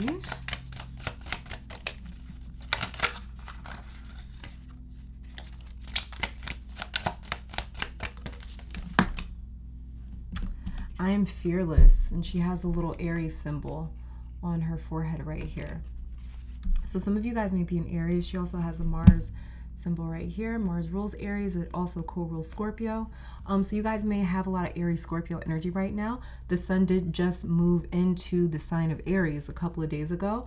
At the time of me filming this is a timeless reading, but yeah, this is about being fearless. Ace of Swords, again, came out to clarify your star card. We have the Nine of Wands that came out to clarify your Eight of Cups. Again, this is about being fearless and courageous and bold enough to step into that new chapter and to step into it with the sort of conviction that is like, I deserve to be happy. I deserve to be at peace. And knowing that, and knowing the fact that it's like, You're not going to accept anything less with this new direction. So that's something that's very that's something that's a really critical part of your self-care, is being fearless. Training yourself to be more fearless, to be more bold, to be more courageous. Let's get one more. Okay. And then we have here, I am safe. I love this. That was my main lesson for Pisces season. That was my main spiritual homework, was realizing I'm safe. And this is also something for you guys to realize as well, is that even though you're on a new course, or you're traveling in a new direction, or you are stepping into a new chapter and you're letting go of old plans and you're moving into these new unformed plans, you're still safe. So keep reminding yourself. This is a part of your self-care, okay? This is kind of like universal homework for you. Spirit has homework for you, and it wants you to keep repeating to yourself every time you get in those anxious states, or you get afraid, or you start feeling like everything's going to shit. Remind yourself. Be louder than that voice of fear. Be fearless, okay? Be fearless by telling yourself every time fear gets struck up within you, that you're safe. Tell yourself that. Combat those feelings of fear by telling yourself, I'm safe though. I'm safe right now. I am safe. What I'm moving towards is okay. And then we have here, I am determined. Kind of sounds like this Be Fearless card with Aries right there. And then let's see, let's get some practical advice about how to better take care of yourself physically, because sometimes we get drained as well by how we physically take care of ourselves or don't. So we have here alternative medicine. It says, Dear Archangel Raphael, thank you for guiding me to the ideal healing treatment modality and for giving me clear signs and messages to validate the best path for my well-being. So this is also about too, just finding alternative ways of taking care of yourself and your health. So it could have been ways that you weren't necessarily open to before. Maybe like just for example, you weren't open to like going to therapy before. So this is about alternative methods, alternative ways to heal yourself, alternative medicine. So like, you know, if you weren't open to therapy before, maybe you're open to it now, and it would be really beneficial, you know? So whatever you may not have been open to before that you're open to now, has a lot of healing benefits and healing properties for you at the moment. Then we have here, look at that, leave a stressful situation behind. That stressful situation were those old plans. And it says, Dear Archangel Raphael, thank you for giving me the courage and willingness to take good care of myself, including surrounding myself with healthy relationships and positive situations. And then underneath the deck, we have, call upon Archangel Raphael for help. Dear Archangel Raphael, I ask for your healing help with describe your situation. Thank you for your divine healing intervention. Okay, so make sure that you're also telling your angels exactly what you need in terms of help. And then let's get one final message here from your chakras. Okay, so we have here recovery. See? Like I said, you guys are like, you're recouping right now. You're in your 9 of Wands energy right now. You're recovering before you step into that new chapter. Many of you are. Some of you have already recovered and you've just taken that step into your next chapter or a new chapter. But Star card right here, like I was talking about the Star card, it comes directly after the Tower card. She's dealing with the aftermath of that destruction. She's recovering. It's exactly what you guys are doing. So I'm going to read this card out of the book. Underneath the deck, we have acceptance with the root chakra. That's what I was talking about in the beginning of your reading as well, was that you guys have to accept this course correction and you're still a little resistant to it. And that's one thing that is exhausting you. Okay, so with recovery here, it says the lilac key, pain from our past unlocks the door of understanding. Yeah, exactly. It says the legend, Greta wakes up to find painful childhood memories all around her room. In the distance appears a huge wooden door with white light streaming through the keyhole. As Greta tries to gather up her painful memories, they melt and form the great lilac key. She places the key in the lock and a wave of fear engulfs her. The door opens and the pain and fear recede. clarity comes, survival is no longer enough. Like I was saying about Chiron, your enlightenment and your wisdom, it enters through the place that you have suffered a great wound or a great loss or a great pain. So, and that's the same thing that we're seeing with this card, is that it says right here, that's crazy that it says this. It says, a white light is streaming through the keyhole. So there's like this white light of enlightenment and higher vibrational energy that is trying to stream through the place that you have suffered a wound. Like it says right here, the door opens and the pain and fear recede. And you have this other oracle card over here talking about, I am fearless and I am safe. So this is realizing that you're safe from the pain and you are fearless, you know, as you walk through that door. And so it says here, inspiration. Once the key has been used to open the door, you will have a new way of living, one without keys. Where you are heading, there are no locks. What was I saying to you guys? And it says it right here. Gratitude will clear your way. This is once you guys decide, okay, I'm ready to walk down this new path, that door is going to open and there's going to be nothing, no sort of obstacles in your way. No sort of obstacles, because you're being led by a higher power, by a higher source, by your higher self, by your ancestors, your angels, your guides, God, the universe. You're being led by that. And God never leads you in a direction where there are obstacles. It doesn't trick us in that way. God is very clear. There's not going to be any obstacles in this place because you're meant to go there. And this is why the universe redirected you from that old path, because that old path was riddled with obstacles that you did not deserve to have to figure out how to overcome. So this is about you guys being moved into this new direction, trusting in this transition, and walking down that path. So just like it says right here, yeah, you will have a new way of living, one without keys. Where you are heading, there are no locks. The personal inquiry for this card says, it is time to recover a part of me that has been dormant. Am I ready to live an inspired future? Doesn't it say inspired action somewhere? Yeah, miracles are preceded by inspired action. Yeah, key idea here says facing fears, wounding is strength. Yep, courage to face pain, awakening greatness. And keywords are genuineness, regeneration, understanding. The meditation for this card says, imagine standing outside a door holding a string of keys. Each one is a different chakra color. A key calls out to you. Visualize opening the door with your key. Let the light from the other side wash over you as you enter. Is the light a particular color? What is this journey about? That's beautiful. I really do love when these oracle cards tie up these readings in a nice, neat, coherent sort of way.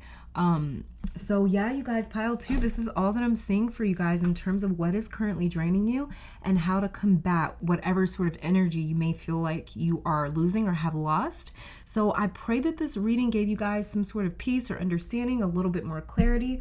And if not, then I pray that whatever it is that you are going through that is draining you comes to a swift end for sure. But pile 2, this is all I'm seeing. Thank you guys so very much for tuning in. Let me take this time to thank your guides, my guides, our higher self, amazing spirit, for these messages. Hopefully you all come back to visit sometime soon. And until next time, please stay safe, healthy, blessed, and keep conquering the world. Bye, guys. All right, and pile number 3. Welcome to your reading. So we are going to be starting off with some tarot cards just to see what is currently draining you and how to better protect your energy. So this reading is timeless. It doesn't matter when you see it. But at the time of me filming this reading, we just entered into Aries season. That's exactly what this is. Actually what this is right here is just like a little horoscope, a little astrology chart that I can change day to day to see like where the planets are. And I'm just using these in the readings lately because it helps me sort of keep up with where the planets are transiting.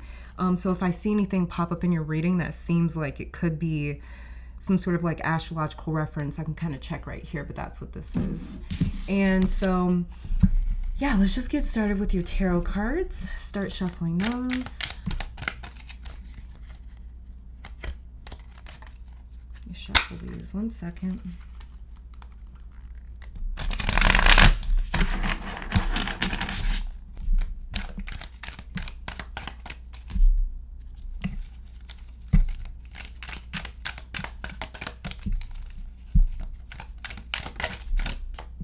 Okay, let's drain pile 3. Very first card that we have for you, pile 3, is the 7 of Swords.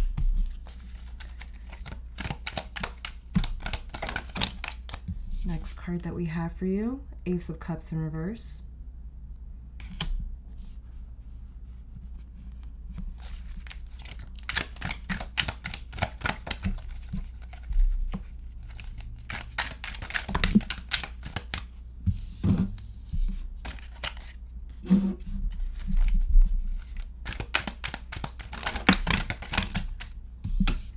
We have the Ace of Pentacles also came out for you.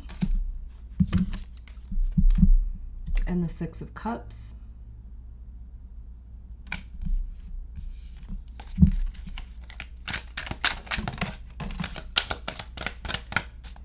And then we have the Nine of Cups in reverse that also came out for you.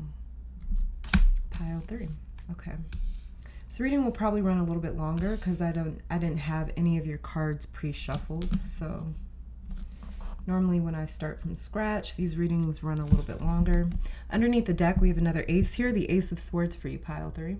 So what I'm seeing, so we have the Seven of Swords for you, Ace of Cups in reverse, the Six of Cups, the Ace of Pentacles, and the Nine of Cups in reverse for you. Ace of Swords underneath the deck. So you have 3 aces that are present here.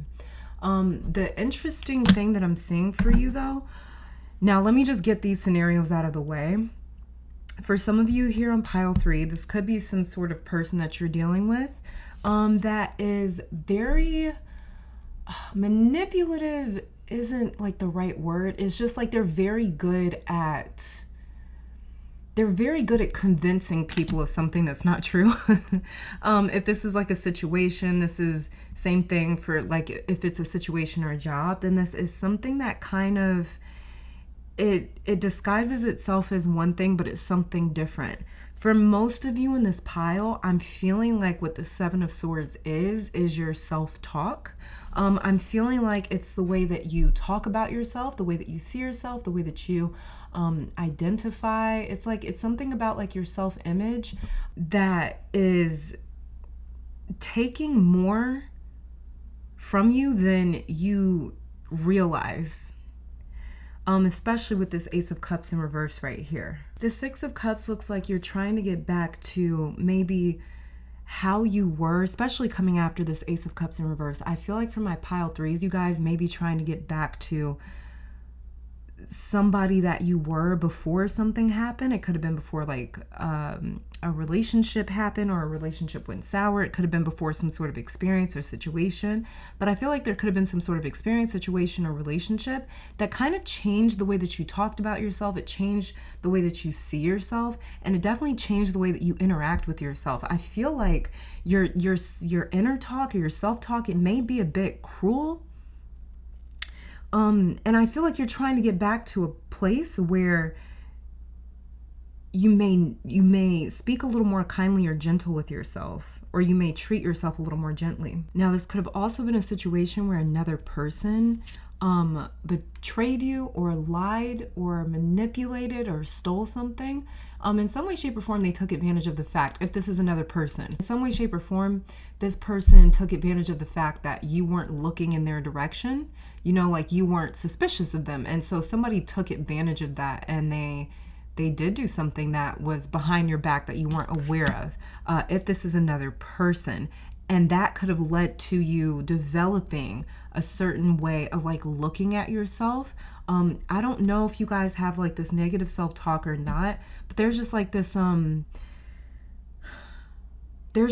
like I almost like hear somebody saying like, oh my God, I was so stupid to let that happen. You know, it's like, you don't mean to like talk against yourself, but it's just like you almost like blame yourself possibly for someone else's, for somebody else's like bad behavior, or for somebody else's, for somebody else like basically just being untrustworthy.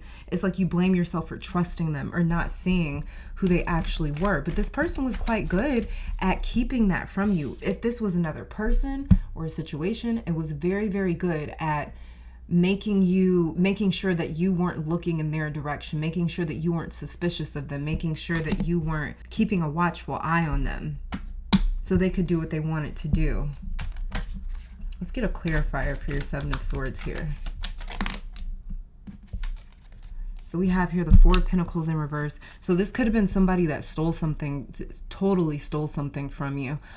Because now that I'm looking at this, for a lot of you, this could definitely be talking about another person, because we have the Four of Pentacles in reverse that came out to clarify your Seven of Swords. Four of Pentacles upright talks about somebody owning something, right? So this is like their property, it's their territory, it's their assets, like they're in possession of these four coins, these four pentacles right here. So in reverse, this is talking about the loss of something, losing possession over something, losing ownership over something. Because as you can see, he was holding onto these pentacles very tightly. So he identified with these pentacles, or he saw them as his. He saw them as something that he worked for, that he earned. And so the fact that this came out to clarify the Seven of Swords, this is definitely talking about how something was taken or stolen from you that was rightfully yours. Like you had earned it, you had worked for it.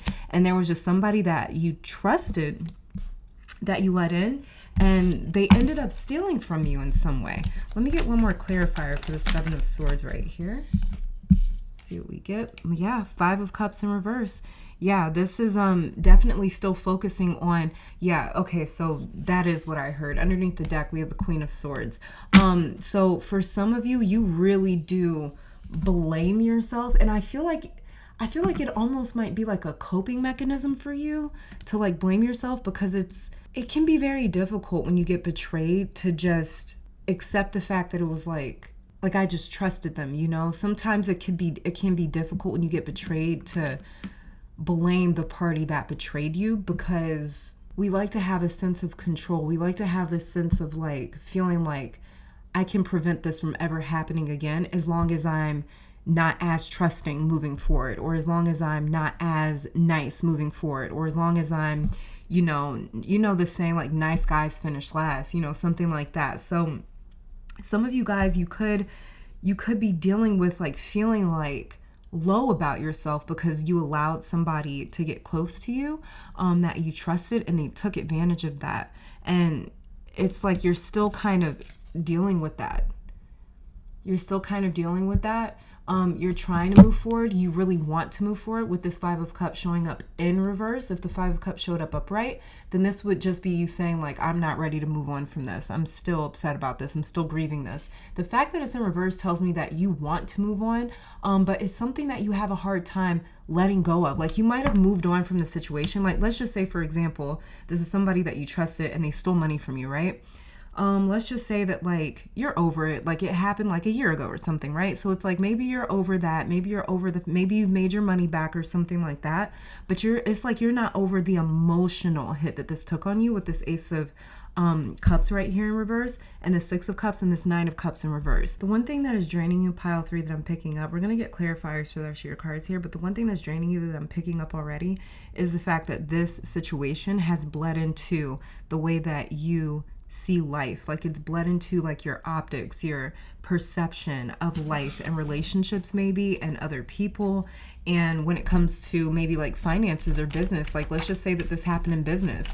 Maybe this has really shaped your way of looking at entrepreneurship or something like that. Like maybe you don't want to own your own business anymore. Maybe you don't want to date anymore. Maybe you don't want to make friends anymore. You know, maybe you might not be as outgoing anymore as what you used to be. So, and that's what I was saying. Yeah, that was the first message that I got when I first started your reading was, I feel like you guys right now, pile 3, are trying to get back to some sort of place that you were at before the Seven of Swords situation.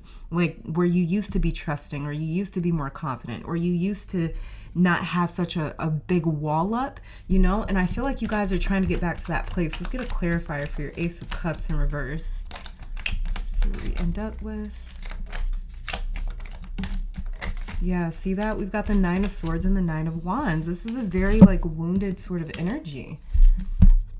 This is a tormented type of energy when we're seeing the Nine of Swords. When we're dealing with the Nine of Wands, this is about being wounded, needing a little time to recover, to recoup.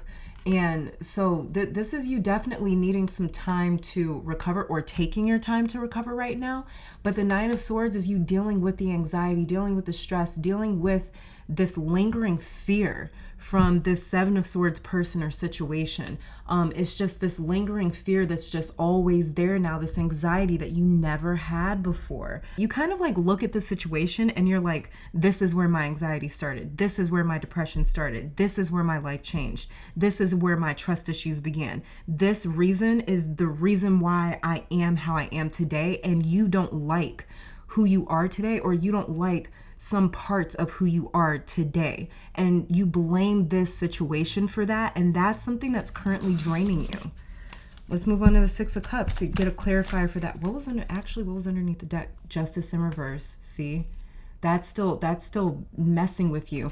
The fact that it's like physically you might have moved on from this, but you know, like time may have passed, you may have made your money back. Just going back to that example, like if somebody stole money from you, it's like you may have made your money back. You know, you may be past this. Maybe this happened like a year or so ago or longer ago, but it's like there's something here where it's like you still have this lingering fear, doubt, or anxiety behind the situation. And it's like you would really love to be completely past this situation. We have the High Priestess coming out to clarify your Six of Cups right here. Underneath the deck, we have the Eight of Swords. You guys see this?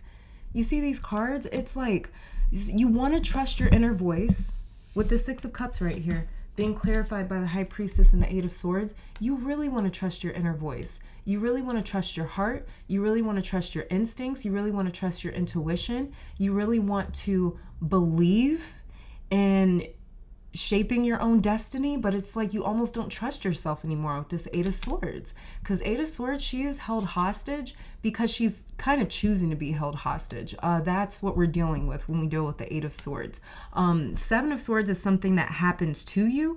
Eight of Swords is something, it's almost like a response to that, because it's like mentally, physically, they don't necessarily have her hostage. It's more so mentally, they still have her hostage.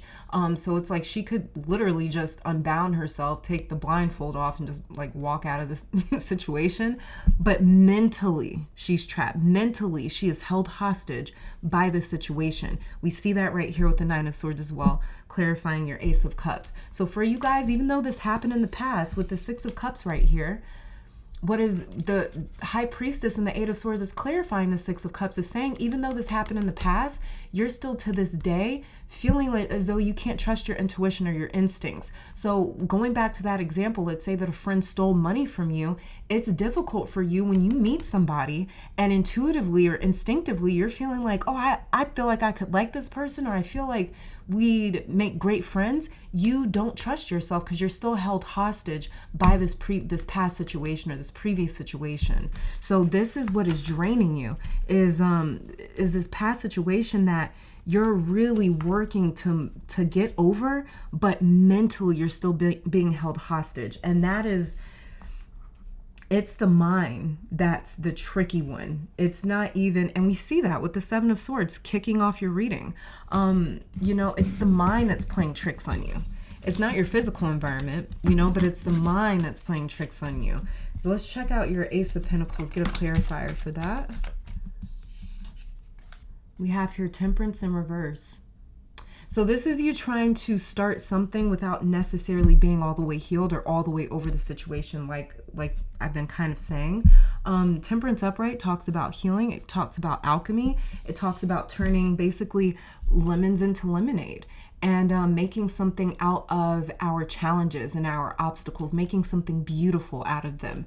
Enlightening is this kind of like the card of Chiron. Temperance always reminds me of, because with Chiron, it's all about getting like wounded, but wherever it is that we get wounded is also where we gain strength, and it's also where we learn the most. So it's kind of like Temperance.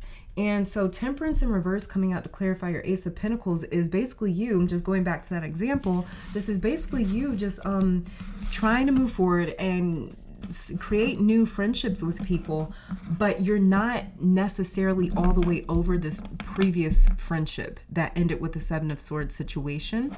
And this is what is very difficult for you guys, is you're trying to maybe move a little too quickly. You may be trying to move forward without being completely over the situation just yet. You may need a little extra time, or you may need to call in reinforcements. You may need to call in professional help. You may need to call in some assistance. You may need to lean on the people that you know you can trust. You may need to lean on your ancestors and your spiritual team a little bit more and focus on healing the situation a little bit more. But for some of you guys, it's very frustrating because you don't want to be held hostage by the situation anymore. You're really ready to be free of this situation, but it's like you're struggling with that. You're struggling. What was underneath the Temperance, or underneath the deck, was the Six of Cups again, clarifying your Ace of Pentacles. So it's like, yeah, you want to move forward, but it's like you're moving forward, kind of dragging the past along with you though, because mentally you're not in the present. Mentally, you're still in that past situation. And that's what's exhausting you. That's what's draining you right now, is mentally you're in the present, but physically, or mentally you're in the past, but physically you're in the present. And that's what's draining you, is being in these two different time zones at once, or being in these two different time frames. So there's like a part of you that's stuck in the past, and there's another part of you that's trying so hard to move forward into the future. Let's get a clarifier here for your Nine of Cups in reverse. And this may be why you feel like you can't manifest, or you haven't manifested in a while, is because there's two parts of you in two completely different places. You're a little fractured right now, or fragmented, I guess would be a better word. Let's see, clarifier for your Nine of Cups in reverse. We've got the Magician coming out to clarify your Nine of Cups in reverse. See, this is you wanting to move forward. Magician is all about our willpower. It's all about us basically pulling from our own resources in order to attain something that we need or want.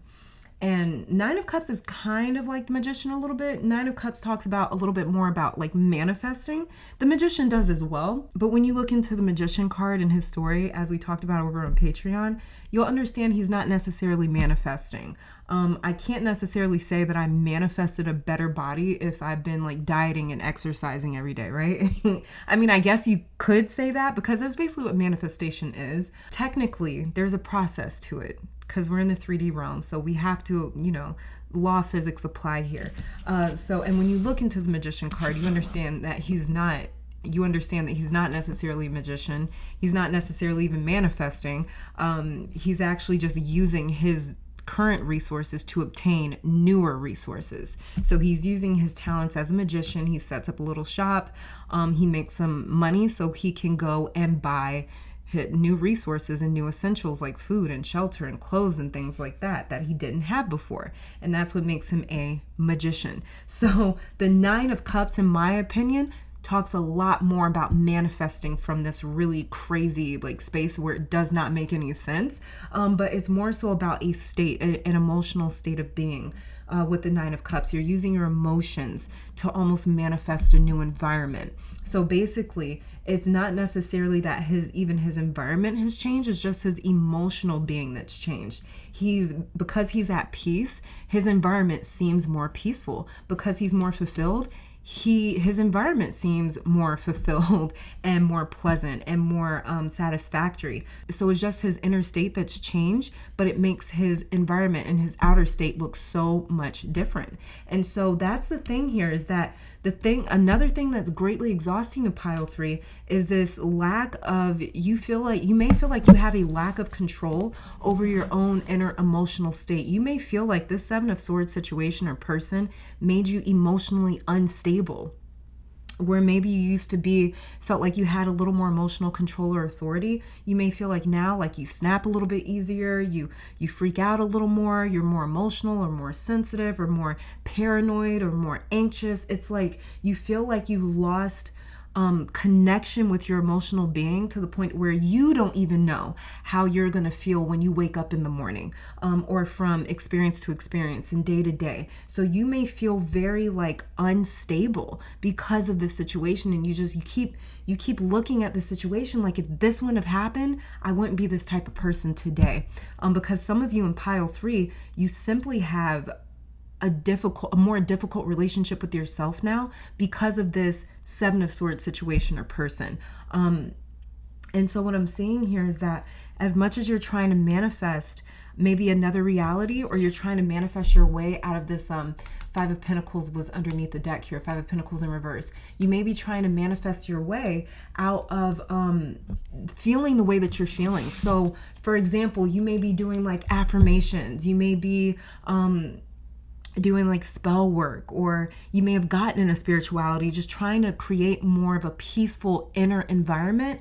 And it's like there's something here where you feel like it's not working or things aren't getting better, and it's frustrating for you. And for very many of you guys, you want to be able to do this on your own.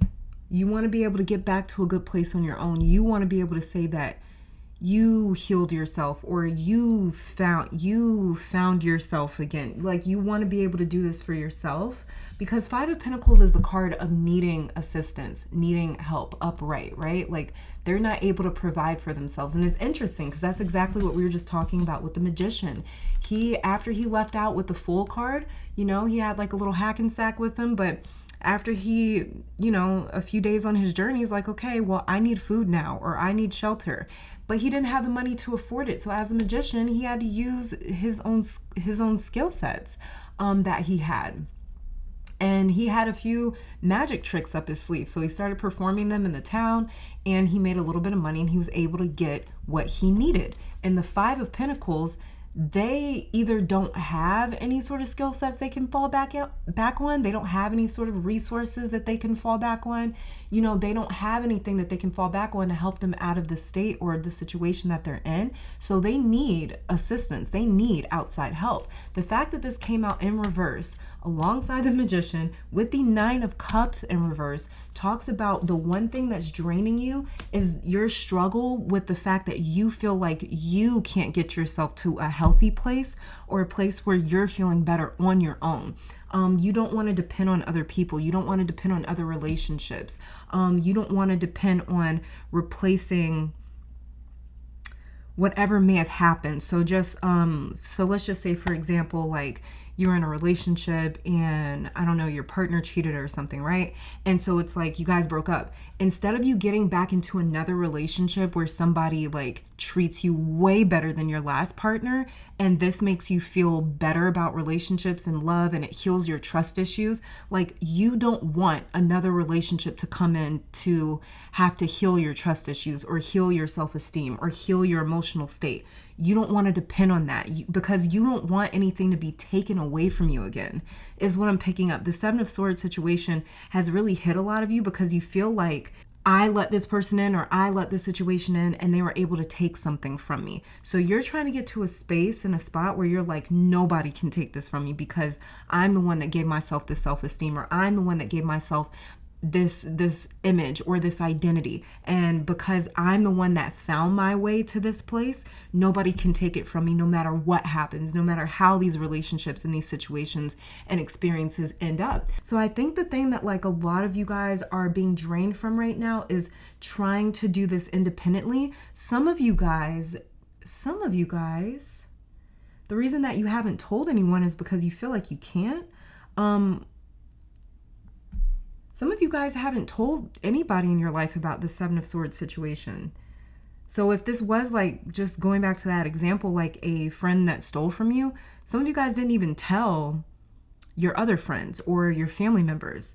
Maybe you don't have a lot of other people around you, or it was just as simple as like, maybe you didn't want to hear someone else say, I told you so. Maybe you didn't want to, for whatever reason, maybe you didn't want to hear their reaction. Maybe you didn't want them to get upset or to get angry for you or sad for you. For some of you, though, you have chosen to deal with this privately, and that's one of your main issues. It's draining you. You need to be able to lean on people that you trust. The Five of Pentacles coming out for you says that there is help around you. They're running like in front of a cathedral. They're running in front of a church that would not turn them away. It would not reject them. It would embrace them with open arms and give them shelter and food for the night, right? And a warm bed. The fact that this is in reverse is saying that you don't want to accept some sort of help that may be around you. So for some of you, this could mean that you're just trying to make this happen on your own. You don't really want to involve other people for whatever reason. Maybe you're just a private person and you don't like people in your business. Maybe you're trying to process this and digest this on your own before you start talking about things. And I get that, because I'm one of those people where it's like, I like to process things on my own first before just like talking about it with everyone. I don't know why, it's just me.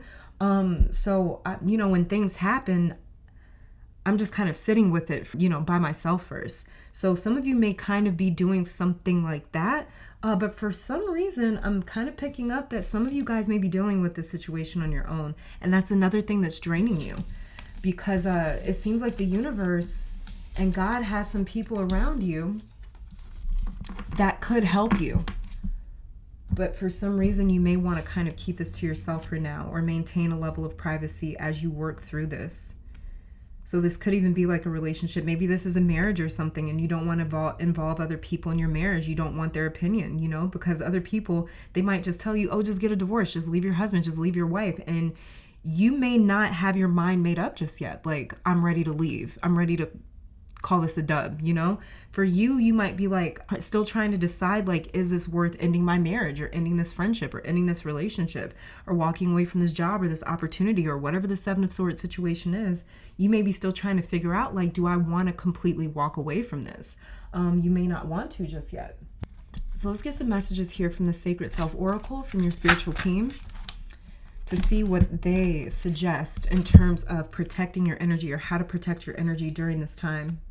So it says here, oh, look, take a trip. A distant land may be calling out to you right now for healing purposes or spiritual growth. Exactly, yeah. Notice where it is that you were drawn to travel to. There is something to gain on an upcoming trip. So for those of you that have an upcoming trip, there's going to be a lot of like kind of healing that comes in from this. There's going to be a lot of insight that you develop from this as well, especially about how to move forward in dealing with the situation. Because what I'm kind of picking up from this oracle card is that a lot of you may not have decided how you want to handle the Seven of Swords situation just yet. So for some of you, you may be in the middle of the Seven of Swords situation right now, and you're still trying to figure out, like, how best do I want to move forward with this? Because just walking away and leaving every relationship is not the answer for everyone. For some people it is. For other people, even when it comes to like a betrayal, especially in a marriage, there are some things that you can work through if you and your partner want to, Not everybody's open to that, but sometimes it's worth it to some couples. And that's up to each individual couple to make that decision if they want to save that marriage or that relationship, right? So there could be some sort of trip coming up for you guys, or it could be you guys may have just been feeling lately like, I just need to go away and clear my head.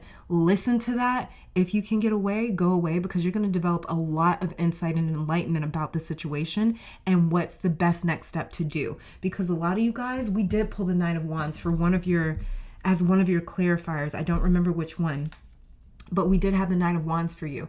Again, remember, like I was saying with this card, he is taking some time to recover, to recoup from whatever just went down, like he's wounded. He went through it. So he needs a little bit of time to kind of recover from this. And so you guys, you may have been saying to yourself, like, I just need to go get away, clear my head. Do that, because there is going to be a lot of clarity that comes to you from that trip. Let's get another message from your spiritual team. They said, find a gentle touch and ease in all that you do at the moment. Allowing things to flow naturally will get you closer to your desires than trying to force something. Less resistance equals greater output. Okay, so this is this oracle card right here, message from your spiritual team, is talking about also not trying to, almost like allowing the situation to be whatever it is. This is a Seven of Swords situation that many of you may be dealing with right now, but find a gentle touch, like this card said. Find a gentle touch and ease in all that you do at the moment. Stop having really brutal self-talk. If you're having if your inner dialogue is very brutal, critical, there's just a lot of judgment there, be easier on yourself. That was one of the first things that I picked up from your tarot cards, was your self-talk may be very brutal right now. And that's another thing that's draining you. Be easier on yourself, because the Seven of Swords situation is not your fault. It's not, okay? Betrayal is never our fault. Betrayal is the person's fault that made those actions and made those choices. It's never your fault. And you can know that and somehow still blame yourself. I've been there. Underneath the deck here, it says you are gifted with the power of healing, both on a level of self and of others. Oh, this is why you're trying to heal yourself. Because that's what I was saying with your tarot cards down here was like, some of you guys don't want to depend on anybody else when it comes to your healing or your healing process. And a lot of you guys are kind of keeping this to yourself right now, whatever it is that you're going through or dealing with, because you kind of want to process on your own or heal on your own. So this is why you're gifted with the power of healing, both on a level of self and of others. So step into the light and work with energy to benefit yourself and to serve others. The light is within you and all around you.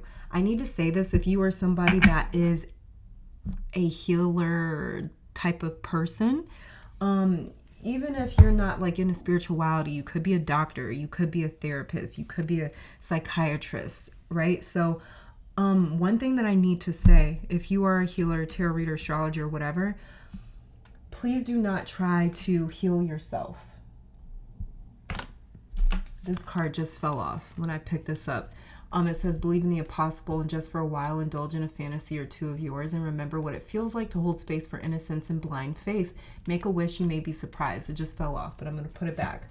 But one thing that I'm picking up with this other card right here, being gifted with the power of healing, is if you are a healer, do not try to heal yourself with this situation right here.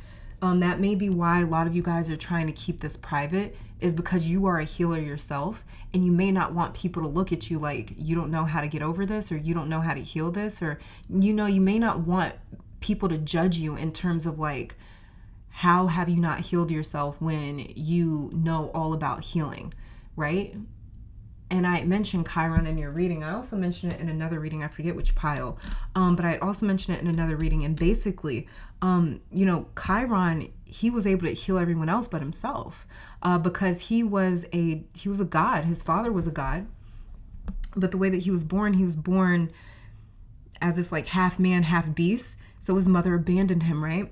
And his father never wanted him. His father was a god, so his father never wanted him either. He was raised by one of the other gods that was a healer. So Chiron learned all of these healing modalities and practices from this other deity. And basically Chiron, when I think he was trying to protect Heracles, I don't know, he was doing something. He ended up getting shot in his leg.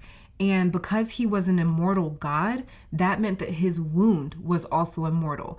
And he was like basically condemned because of his immortality. His strength almost became his weakness. Him being immortal became a weakness for him, and it became a eternal issue for him where he was in excruciating pain for all of eternity, and he couldn't heal himself. So this is all about suffering a wound. And it's like, you should know how to heal yourself, but for whatever reason you don't. And so some of you may not want to be judged about that, but especially if you are a healer, this is not the situation for you to focus on healing yourself through. Spirit is definitely saying to lean on others that you trust. Lean on the people that the universe is sending into your life right now to give you encouragement, to give you a word, to give you some sort of insight to help you heal. Don't try to do this on your own because you don't deserve that. Let's get some cards here to see what your intuition may have been trying to tell you. Yeah, we did get the High Priestess as one of your clarifiers. So let's see what your intuition has been trying to tell you about this situation that's currently draining you. Let's see what we get here. We have wonder at the miracle of your body. Why is this not focusing? And you know what I'm actually picking up too with this wonder at the miracle of your body is, I'd actually kind of picked that up. Where was it with take a trip? No, it might have been right here. Find a gentle touch and ease in all that you do at the moment. Another message that I'm getting with wonder at the miracle of your body is to utilize your body as well when it comes to like healing. So this is like getting massages, working on pressure points, stretching, moving your body in certain ways, maybe even focusing on like your chakras, but moving your body in certain ways where you can kind of like relieve tension or release tension that may be trapped in your body too because of this stressful situation that you may be in at the moment. So doing things like getting a massage, stretching, going to like a chiropractor. Just doing something that can kind of release any sort of tension in your body, kind of ease up the tension in your muscles, releasing the fluid in your body, something like that. I was kind of getting with these oracle cards right here too. And then when this came out, it's like I'm really kind of seeing that. So your body is going to be able to help facilitate healing as well. Doing things like massages, doing things like physically working the tension out of your body. So let's get one more for you. What your intuition has been trying to tell you. It says, be soft in your heart, but firm in your boundaries. So again, this is about being a little more gentle with yourself, like it said in this oracle card right here. Be soft in your heart, but firm in your boundaries. So this is about being a little more gentle with you, being more forgiving with you, being more forgiving of the situation, but still maintaining very firm, strict boundaries so no one else is able to inflict this wound onto you ever again. And especially as you're trying to heal. The last thing that you need is to be taken advantage of as you're trying to heal, because that could be like taking 2 steps forward and like 10 steps back as you're trying to heal. Because like I said, it's like you're trying to move forward without being completely healed just yet. And that can be very dangerous, because if we suffer an injury as we're healing, we can make the wound even worse, right? So that's like breaking your ankle and trying to run on it before it's completely healed. If you injure that ankle again, I mean, it could be an even worse fracture or like an even worse like break in your ankle or something, right? So that's the same sort of thing with our emotional body, is that as we're trying to heal emotionally, trying to heal our heart space, if we suffer another injury there, it could really put us back, and it could even put back the progress that we have made. So this is about staying really, really firm in your boundaries at the same time. And if you've been intuitively feeling like there's somebody that I can't trust or a situation that I cannot trust, believe in that. Stay extremely firm with your boundaries right now. This is not the time to try to move forward if you can help it. Try not to just move forward and just forget about this. You deserve to take your time to really heal with this and figure this situation out. Underneath the deck, we have, yeah, exactly. Watch for signs from the universe. Watch for signs from your intuition. That's funny. These other cards had fallen off of the smaller deck and the High Priestess was just laying there. So yeah, watch out for the signs from your intuition. Let's see. Let's get some Archangel messages here. Okay, very first one is from Lord Wisesil, I think. It says, accept and send healing. You are a being of the universe. So there is healing right now. But again, like I was talking about with that 5 of Pentacles in reverse that came out to clarify your 9 of Cups in reverse, this is about accepting that you also need assistance when it comes to healing right now. And that there are other beings or other places and spaces around you that are safe to invite in when it comes to healing. So this could be your spiritual team knocking at your door saying like, we want to help you heal, like utilize us, use us when it comes to healing and gaining more clarity or insight about the situation. So they may be knocking at your door right now. There may be other friends or family members, loved ones around you, even colleagues or people that you don't know very well that are able to help sort of impart some insight about the situation or some sort of clarity about the situation. So there is things, people, beings around you that want to help. And they're trying to send you healing as well. It's about being open to it, like we were talking about with your 5 of Pentacles, and you wanting to be the one where it's like, I want to heal myself. I don't want to depend on anyone else because I don't want anyone else to ever be able to take this from me again. But it's like this is not something that people can take from you. It's just the fact that the universe, spirit, has sent people and beings to you to help you recoup or recover from this situation. Then we have here Archangel Christine, accept the Christ light, act with wisdom and loving compassion, especially when it comes to you. Pile 3, especially when it comes to you. Act with wisdom and loving compassion. And you're definitely going to gain some wisdom from this and a lot of insight. So especially even if you are a healer, this is just going to open up so much more knowledge from the Akashic records after surpassing this situation, after healing from this situation. There's going to be so much knowledge and wisdom that opens up to you where you can start using this knowledge and using this wisdom in your own healing practices when you're assisting other people. Then we have here underneath the deck, Archangel Raphael, see with enlightened eyes, open to abundance. Yeah, exactly. You're going to enlighten so much once you completely kind of heal from the situation. Let's see. Let's get some... Oh, no. Let me do these first. Let's get a couple more cards for you, just to see anything that your higher self wants you to know. Any sort of instructions when it comes to protecting your energy right now.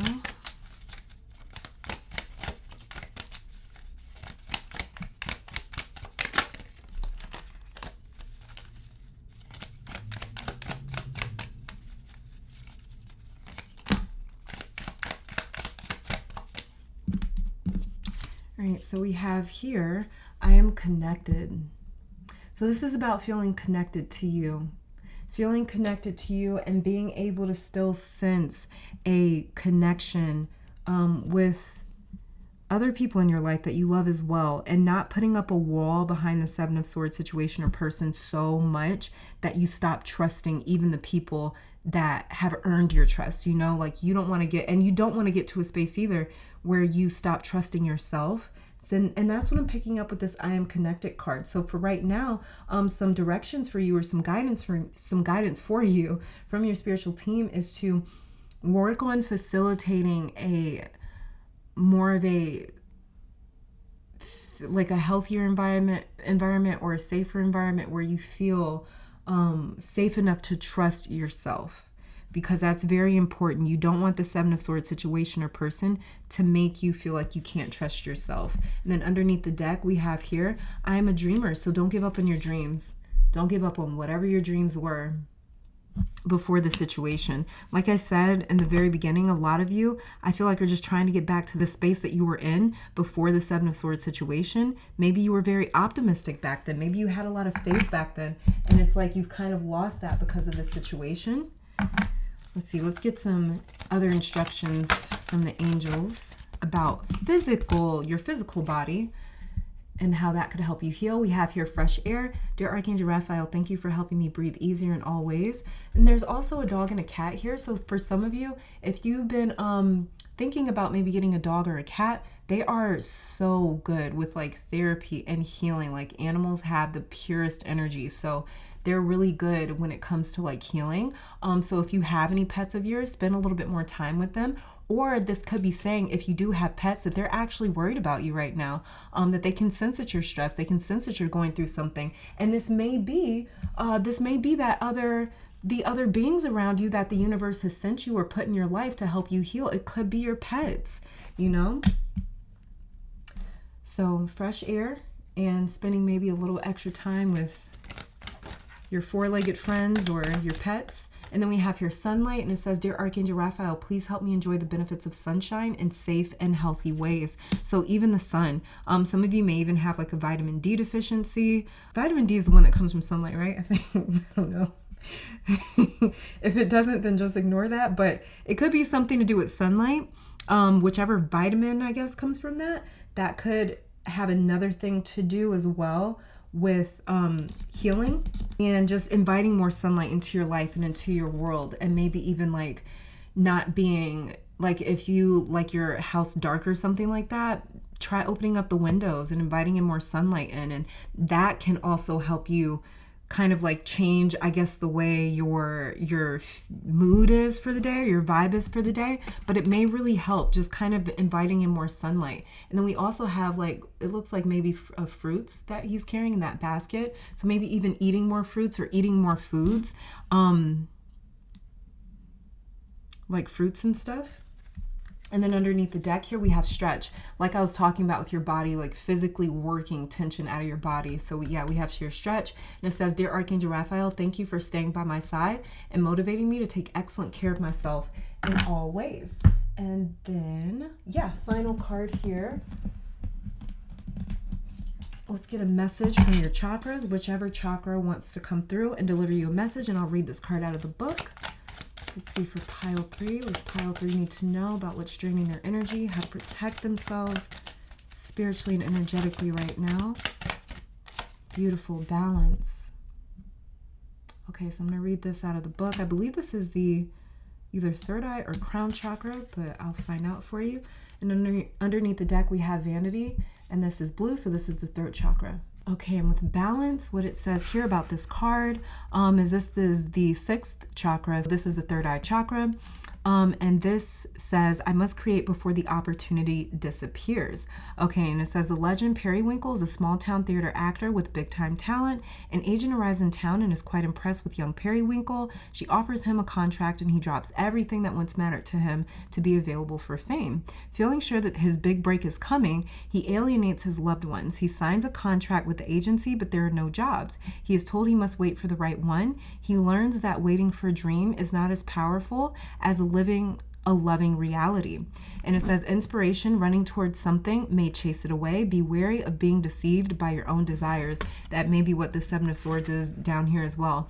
Being deceived by your desires right now, especially if you're not currently healed. Like I said, since the beginning of your reading, a lot of you, you're ready to move forward. Like it says in his little story right here, you know, he feels that his big break is coming. So he alienates from his loved ones and he signs a contract, but there's no jobs. And he's told he has to wait for the right one. That was kind of the message that I got with your Five of Pentacles is it's like some of you guys right now are kind of going through this situation privately or on your own. Like you're choosing to go through this on your own. I'm kind of seeing that with this little story right here in terms of you guys trying to get yourself back to a space maybe where it's like you're going after something or you're trying to move forward. It's like you may need a little more time or a little more assistance when it comes to really closing out this situation here. Because if you try to move before you're completely healed, you could possibly be deceived by your own desires without necessarily knowing it, as we were talking about with the Seven of Swords. Personal inquiry here says,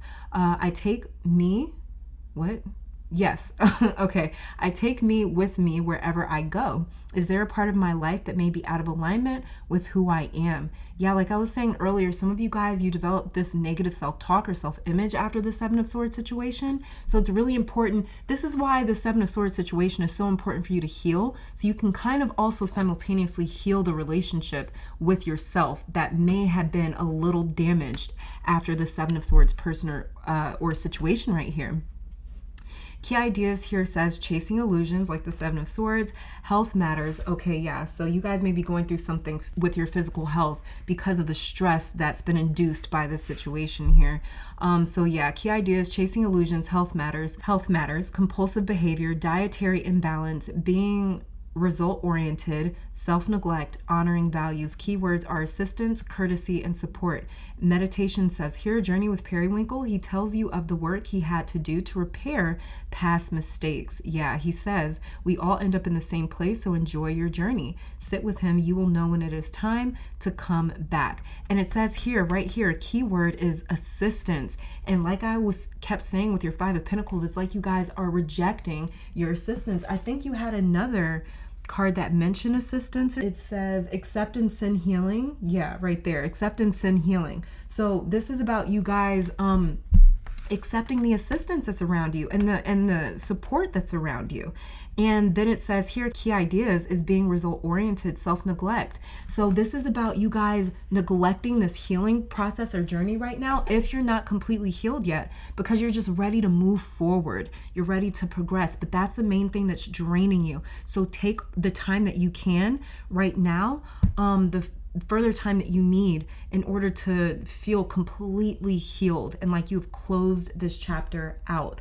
But pile 3, this is all that I'm seeing in terms of what is currently draining you and how to better protect your energy at this time. I pray that this reading brought you guys some clarity and some form of insight. I want to take this time to thank your guides, my guides, our higher self, amazing spirit for these messages. Hopefully you all come back to visit sometime soon. And until next time, stay safe, healthy, blessed, and keep conquering the world. Bye, you guys.